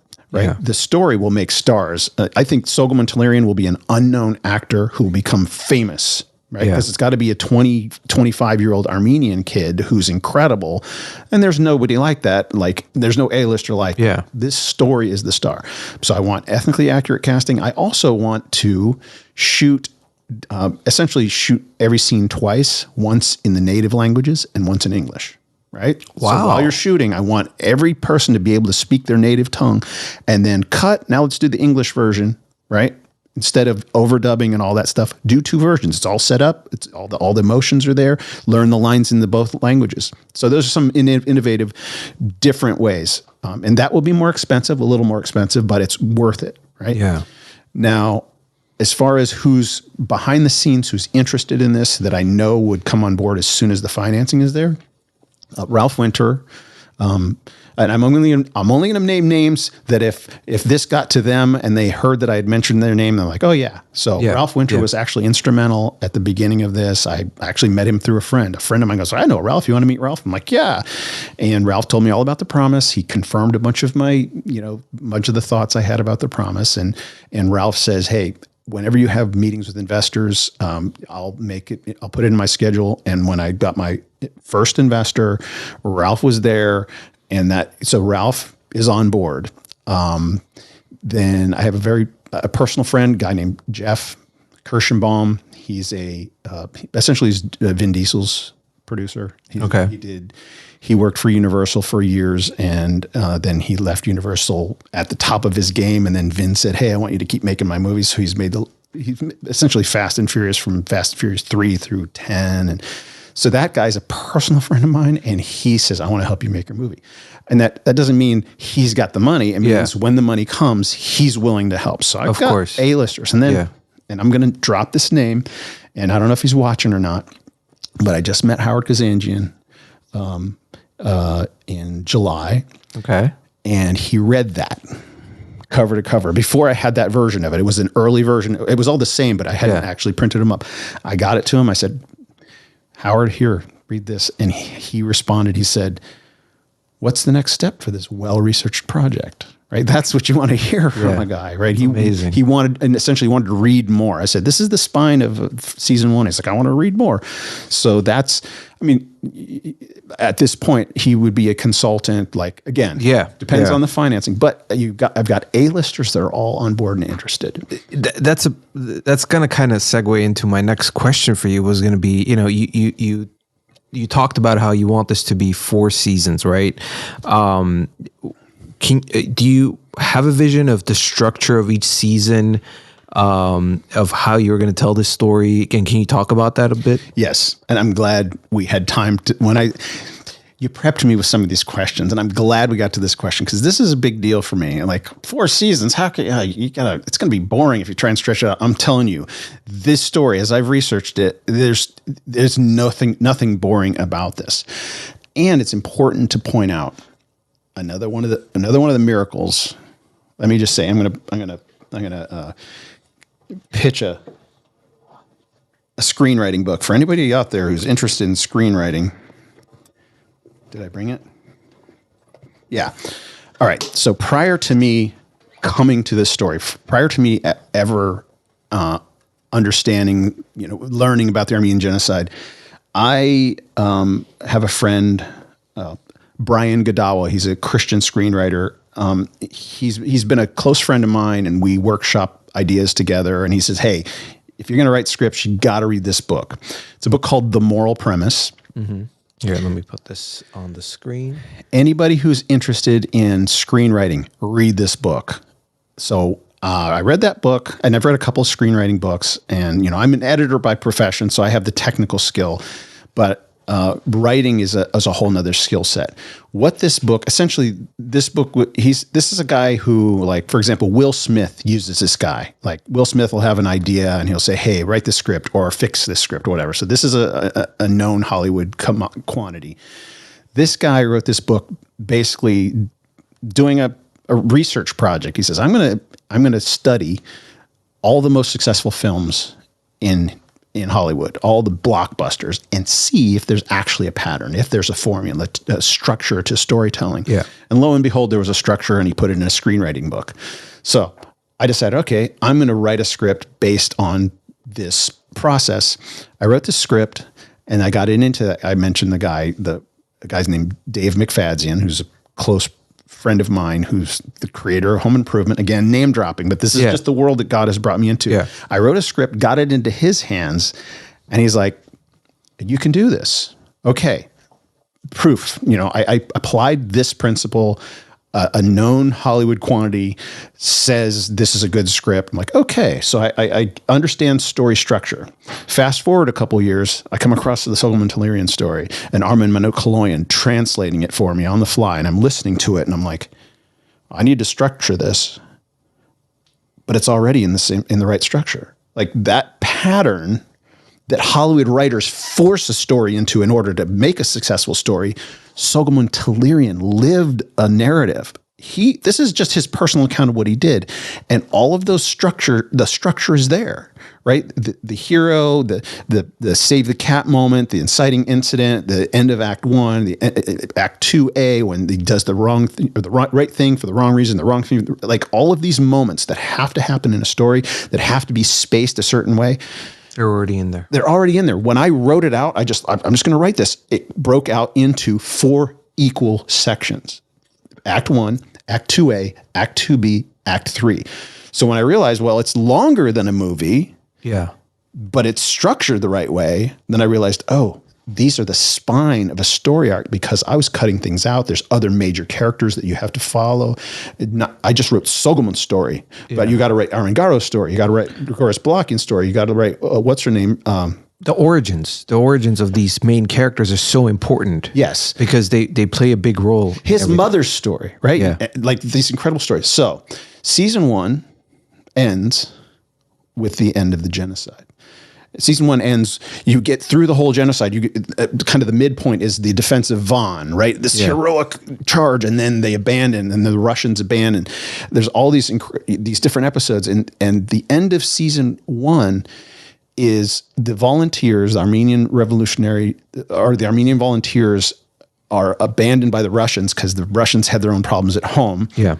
And Sogomon is appointed to be the gatherer of orphans. Like literally he's rebuilding a genocided nation, he himself. And then he has the vision of killing Talat. So the kind of the cliffhanger at the end of season 1, they've abandoned us. Will there be justice? He literally passes out on the floor of Etchmiadzin after hearing orphans testify about watching their loved ones being massacred. And he has this visual post-traumatic stress is what we would call it, but he has this kind of out-of-body experience and he passes out and he has a vision of actually killing Talat. So this is like the burden, the mantle be put on him at the end of season 1.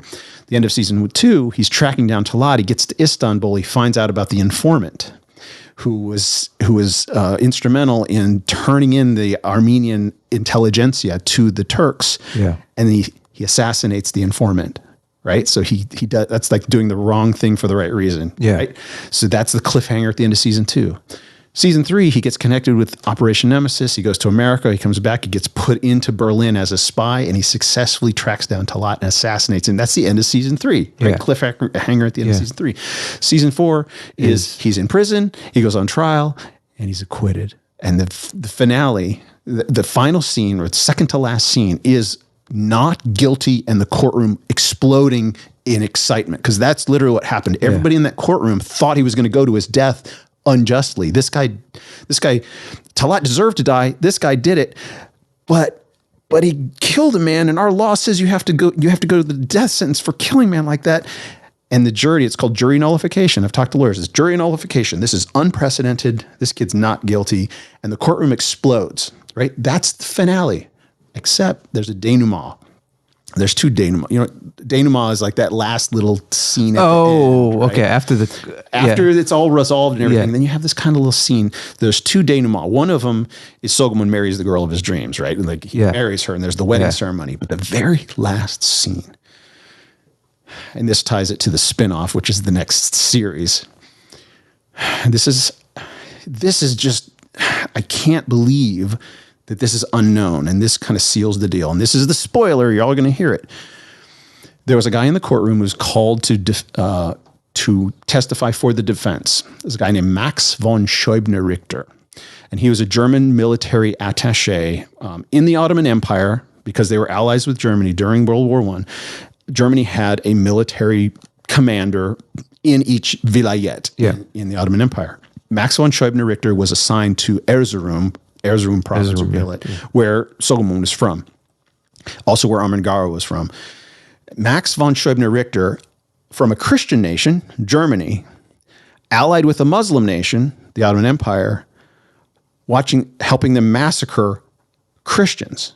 Right? So Max von Scheubner Richter has this cognitive dissonance. He's like, wait a minute, the Armenians aren't rebelling. They aren't murdering Muslims. These are all lies. And he's telling his German commanders, like, no, it's not true. What's happening? So Max he's allied with the enemy who's doing evil. So he's called to testify in Berlin about what was really going on. they didn't need his testimony. He was on the list because they had a long list of witnesses and they only needed like 15 of them for the jury to really get it. But he's in the courtroom. He didn't live in Berlin. He was in town for two reasons. One, in case he needed to testify. Yeah. The other reason, he and his best friend were there to meet with an investor because they were launching a magazine to promote their new political party. So the very last scene is Max celebrating at the end of the trial, walking out of the courtroom and going to his hotel and sitting down in the cafe with his potential investor. He's like, hold on, my friend's coming down from the hotel room. I'll introduce you to him and then we'll talk business about investing in our magazine. His friend comes down from the hotel room. He's like, oh, so-and-so, I'd like you to meet my best friend, Adolf Hitler. Oh my God. Adolf Hitler's best friend was in the courtroom to testify in the defense. So what happened was when Max went home from the trial or to the hotel, he would tell Hitler, this is what that guy Talat did. This is what that guy Talat did to the Armenians. And so that's where Hitler got his ideas. In June 2nd and 3rd, 1921 is where Hitler, the seeds went in. He learned what Talat did. A few years later, he would do it himself. That's the end of this season 4. And that's the launch of the spinoff series. Wow. I can't wait. Let's make this happen. A lot of history here. Yeah, that's amazing. And wow, I am so amazed and proud of you, the research you've done. The way you're telling this story, there's so much passion behind it, but it's factual. And I love that. I love the fact that you've done all this research. You've put so much effort and time and your own personal money into this. And, oh my God, I can't wait. This has to happen. This has to happen. And it's happening. And my God. And everybody who's watching and will be listening, please go support. I'm going to put that QR code again. If you guys want to see this come to life, like I said, you guys will get the PDF or the book, whatever you can. I understand right now times are tough for most people, and but if you can, donate and help Michael in this production, we would appreciate it. Let's see. A series of this magnitude is going to have so many challenges I can't even imagine. From number one, from the political side of things, I mean, you're going to have the wolves after you. How are you? And again, I'm not sure where if this would be shot on stage or if it would be actually on location. Have you planned out the challenges that you're going to face and how you're going to, oversee this? What I want to do, and so we're at the beginning. Yeah, this is a beginning. I've been on it for a little over 6 years.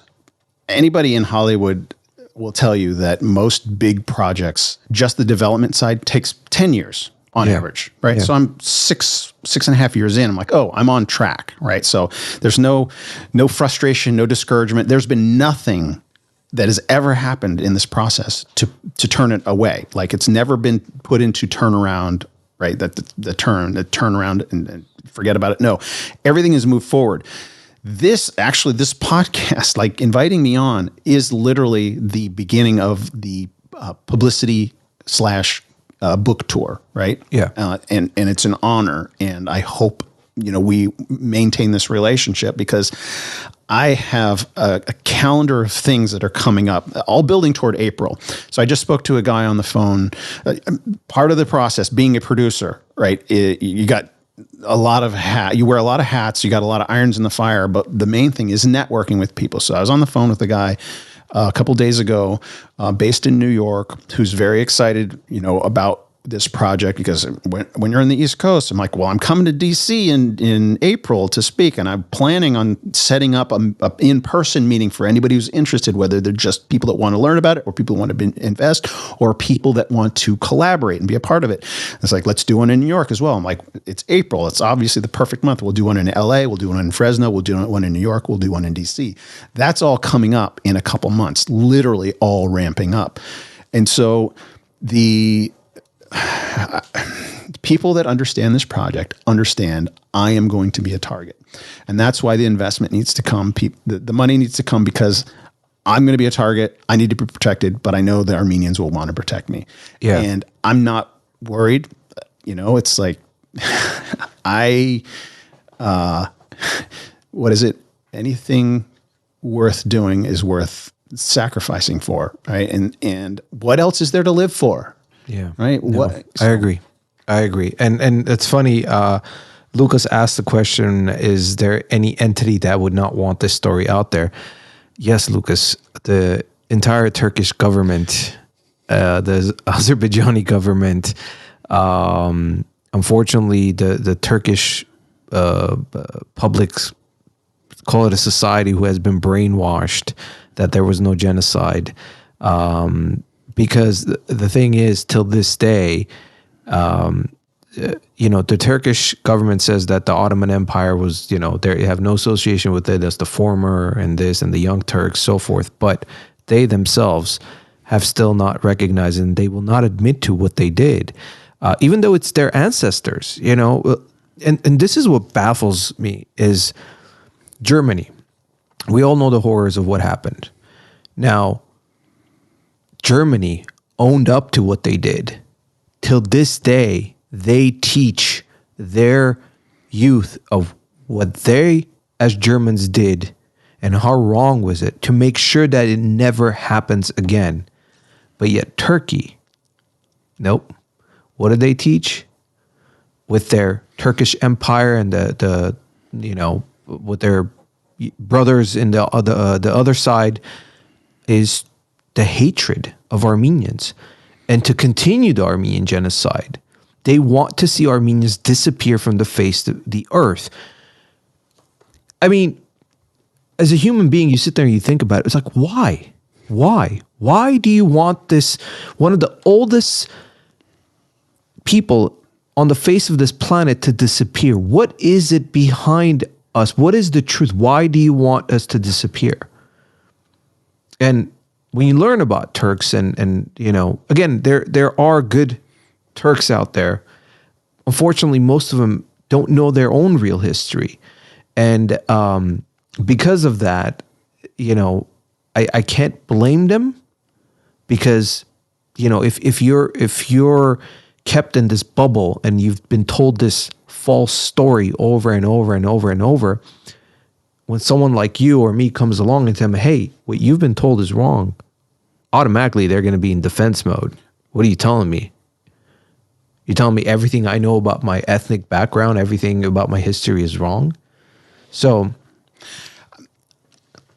I have asked myself this one question over and over again: why me? Right? It's like, this is a monumental moment in history. It's literally the etymology of the word genocide. Right? The etymology of the word. If you don't know where people think genocide, it's just one of these words that's been around forever. No. Which is thrown right and left right now so loosely, like as if it's... Right. Everybody knows that word. Everybody thinks they know what it means, but it came into existence in 1944 and is tied directly to the actions of Solomon Tehlirian. So this is a moment in history that has been completely obfuscated by the, decades and multi-millions of dollars of orchestrated campaigns by Turkey, Germany, and the United States of America to suppress. And the British. And the British, right? So there's complicity at the highest levels. But now we live in an era where, and this is where I credit Kerkorian, because even though the wrong story was told, right? The Promise was the wrong story. It was so perplexing to me when after watching him, like, only because I started researching, I understood the context, but I'm like, wait, these three main characters aren't real people? Like, That was like, so Yeah. but what Kerkorian demonstrated was you can do it without the machine, the Hollywood machine. It can get done. Turkey can't shut it down. The United States can't shut it down. All right. So Yeah. now we live in a time when it can finally be told. And we just crossed a threshold. 2023 was the centennial of the Republic of Turkey. 100 years, right? The Republic of Turkey was established in 1923. So we just crossed the centennial. They believe the genocide, they were successful, that it's like genocide is a long-term process, like we talked about earlier. Yeah. It's once a genocide is only successful when people forget that a culture ever existed. So they had 100 years thinking they were successful. Well, they're asleep now. The promise failed. They think the Armenians can't tell their story. Yeah, well, the Armenians do have an implicit problem. If an Armenian's trying to tell the story, everybody thinks it's just an ethnic dispute. If an independent voice comes and is able to clarify and differentiate, like one of the first metaphors that occurred to me when I came to this is Armenia is a gorgeous, amazing forest, but the Armenians can't see the forest for the trees because every Armenian has an amazing story. That's another characteristic. Every Armenian I meet is related to somebody who has an incredible story of survival because only the ones who survived were able to procreate. So every Armenian in existence alive today is related to somebody with an incredible story. That is a gorgeous, gorgeous forest. But they're all trying to tell their own story or this person's story, my story, this story, that story. I'm like, yes, your story should be told. But the world only sees a forest and there's one tree that's taller. The Armenians don't necessarily see it. They recognize Soghomon Tehlirian is the great hero. But when I step back and I see Soghomon is the tallest tree in the forest, once the world looks and sees that tree, then their focus could come down and go, oh, this is what happened. Yeah. Right. From the outside. And I'm an objective third party. What do I have? What do I have? What's at stake for me? Like justice. And this is an important point I need to make here. Soghomon Tehlirian is the only Armenian to ever experience justice. He's the only Armenian to have watched the life disappear from the eyes of the villain. Like Soghomon Tehlirian himself looked Talat in the eye right before he pulled the trigger. I mean, he literally, he describes it. He describes a serenity coming over him in that moment. And he describes under his breath saying, hey, Talat. And Talat looking and recognizing. And it was important for Soghomon for two reasons. Number one, he needed to confirm that he wasn't killing an innocent man. Soghomon wasn't out to just kill somebody. He would need to make sure he was killing the right guy. And then Talat needed to know why he was about to die. And Soghomon Tehlirian is the only one to get that satisfaction. He personally experienced justice. But there are two sides to justice. There's judgment for the perpetrator. But what about recompense for the victims? And the only recompense will come when this story is told globally for everyone to understand. And so this is a moral imperative to get this story told properly, for justice to finally be served and for denialism to actually disappear. Right? Armenians have lived for a couple generations thinking denialism is never going to go away. This is the only way to do it. Tell it in a compelling narrative. And it's true. One of the characteristics of this story is the closer I get to the details, the more compelling it is. I'm not fabricating stuff. I'm creating dialogue and scenarios, but they're all within the spirit of the truth. All of the important points of this are actually factually accurate and dramatic and compelling. Very well put, my friend. I mean, it's an honor. Me being part of like that creative world and everything you are I am just seeing it in front of my eyes. The vision, the way you're describing it, it is amazing. My last question to you is, you kind of touched on this, but what is the project is made, and I am sure it's going to be successful, and hopefully it's on some major platform like Netflix or something that the world can see. What impact and what do you expect the takeaway to be for today's audience? This is my goal isn't just to tell a story, right? My goal isn't just to make the next blockbuster or the next big thing. That's not the goal. The goal is to transform culture, right? We like we said earlier, those who don't learn history are doomed to repeat it. And we all hear that. We hear it and it resonates as true. And we think, oh yeah, that's true. But what it's supposed to incentivize us to do something. It's supposed to incentivize us to learn history. I'm like, oh, learn history. That's so boring, right? History is not elevated as something we should be pursuing. Go watch a football game or whatever. Like there's other things. But if you can tell this true compelling narrative on the level of Game of Thrones meets Schindler's List, you're going to be not just entertaining the world, you're going to be educating the world. So there's this parallel path that's happening. I'm not just trying to get the funding to make a series. I'm going to be converting this into a curriculum. This book itself is the student version of a curriculum. I'm developing the teacher's edition because every page of this is a lesson. Like this, it's accurate history.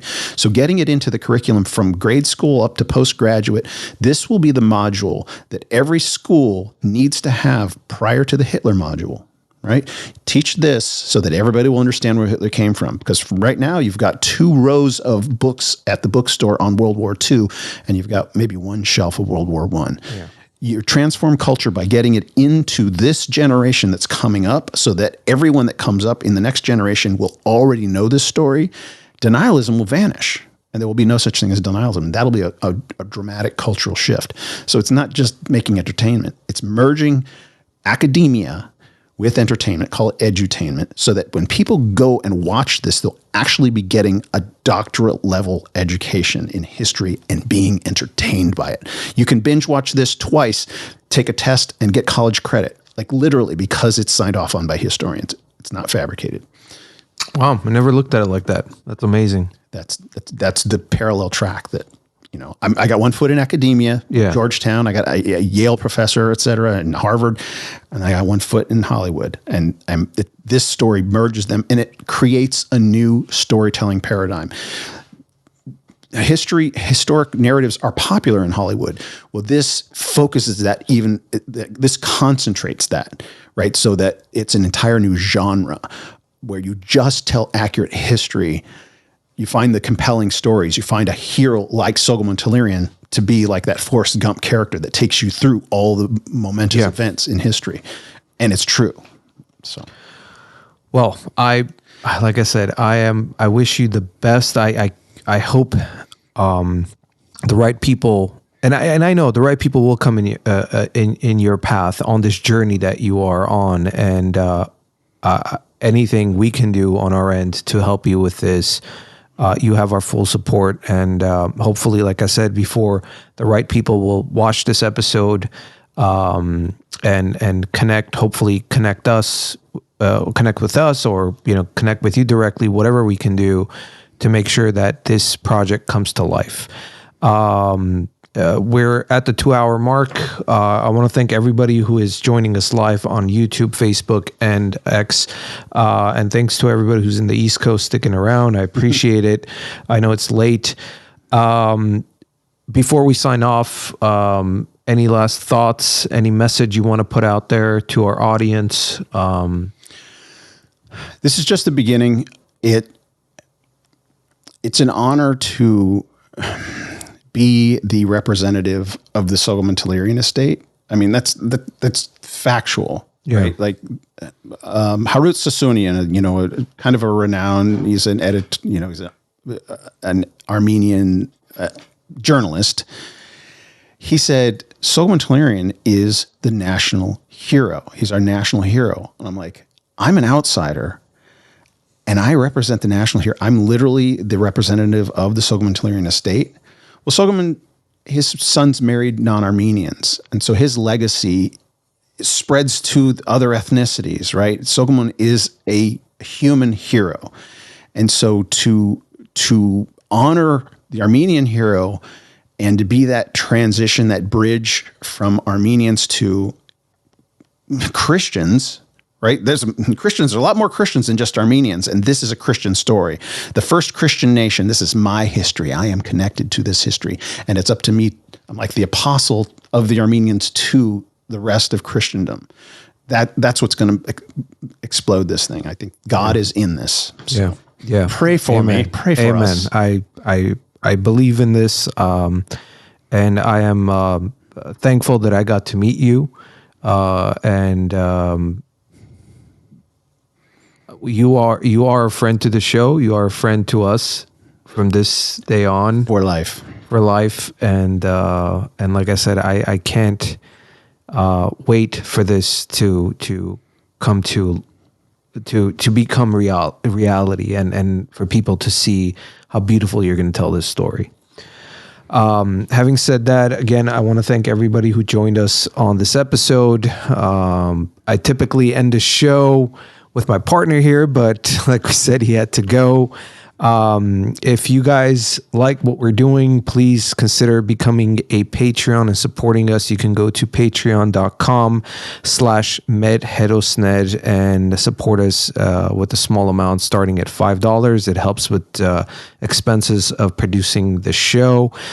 Follow us on Instagram at medhedosned, where we put all our updates of upcoming shows. We'll have another episode coming up in a couple of weeks. We will be off next week as I have other engagements. So we have other guests who will be joining us soon.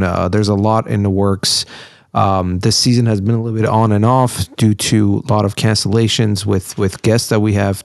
Some people are getting sick, plus the time some people are on the East Coast. It's so difficult to schedule people to be on a live show. And, sometimes we can pre-record it, but it's not the same. So we love doing it live with our guests. Let's see what else. I want to mention the sculpture for Hike for Our Heroes. That one, like I said, it's been delayed, but we are in the process of the mold being made, and we don't want to announce it until production has begun. So we will, hopefully in the next couple of weeks, we'll have that ready for you guys to start doing the pre-orders. And the book, we want to plug the book. Again, that QR code is on the screen, everybody, so you can scan it or just go to projectjustice.info, donate. If you donate $25, you'll get the PDF version. $50 or more, you will get the hard copy, and anything else is all going to go towards this project to help fund it. Yeah, make sure you put in your accurate email address. That's the only way we're going to be able to get it to you. And there is on that same website a place where you can fill in your information. So, if you have messages for us that are outside of donating, you can communicate with us. That's a direct line to me. So yeah. Again, if you haven't subscribed to our YouTube channel, please subscribe, hit that notification button. And so when we go live, you'll be notified, or when we upload new episodes, you'll get to watch us, the one-on-one that me and Mike do. And also on Facebook, if you're watching us on Facebook, make sure you hit that like button, and make sure you hit the like button on this video, because it helps with the algorithm for more people to see it. Besides that, again, I want to thank everybody who joined us tonight. I want to thank you, Michael. Appreciate you being here. It's a pleasure. And usually we have this back and forth. We always say respect one another, love one another. Until the next episode, take care of yourselves.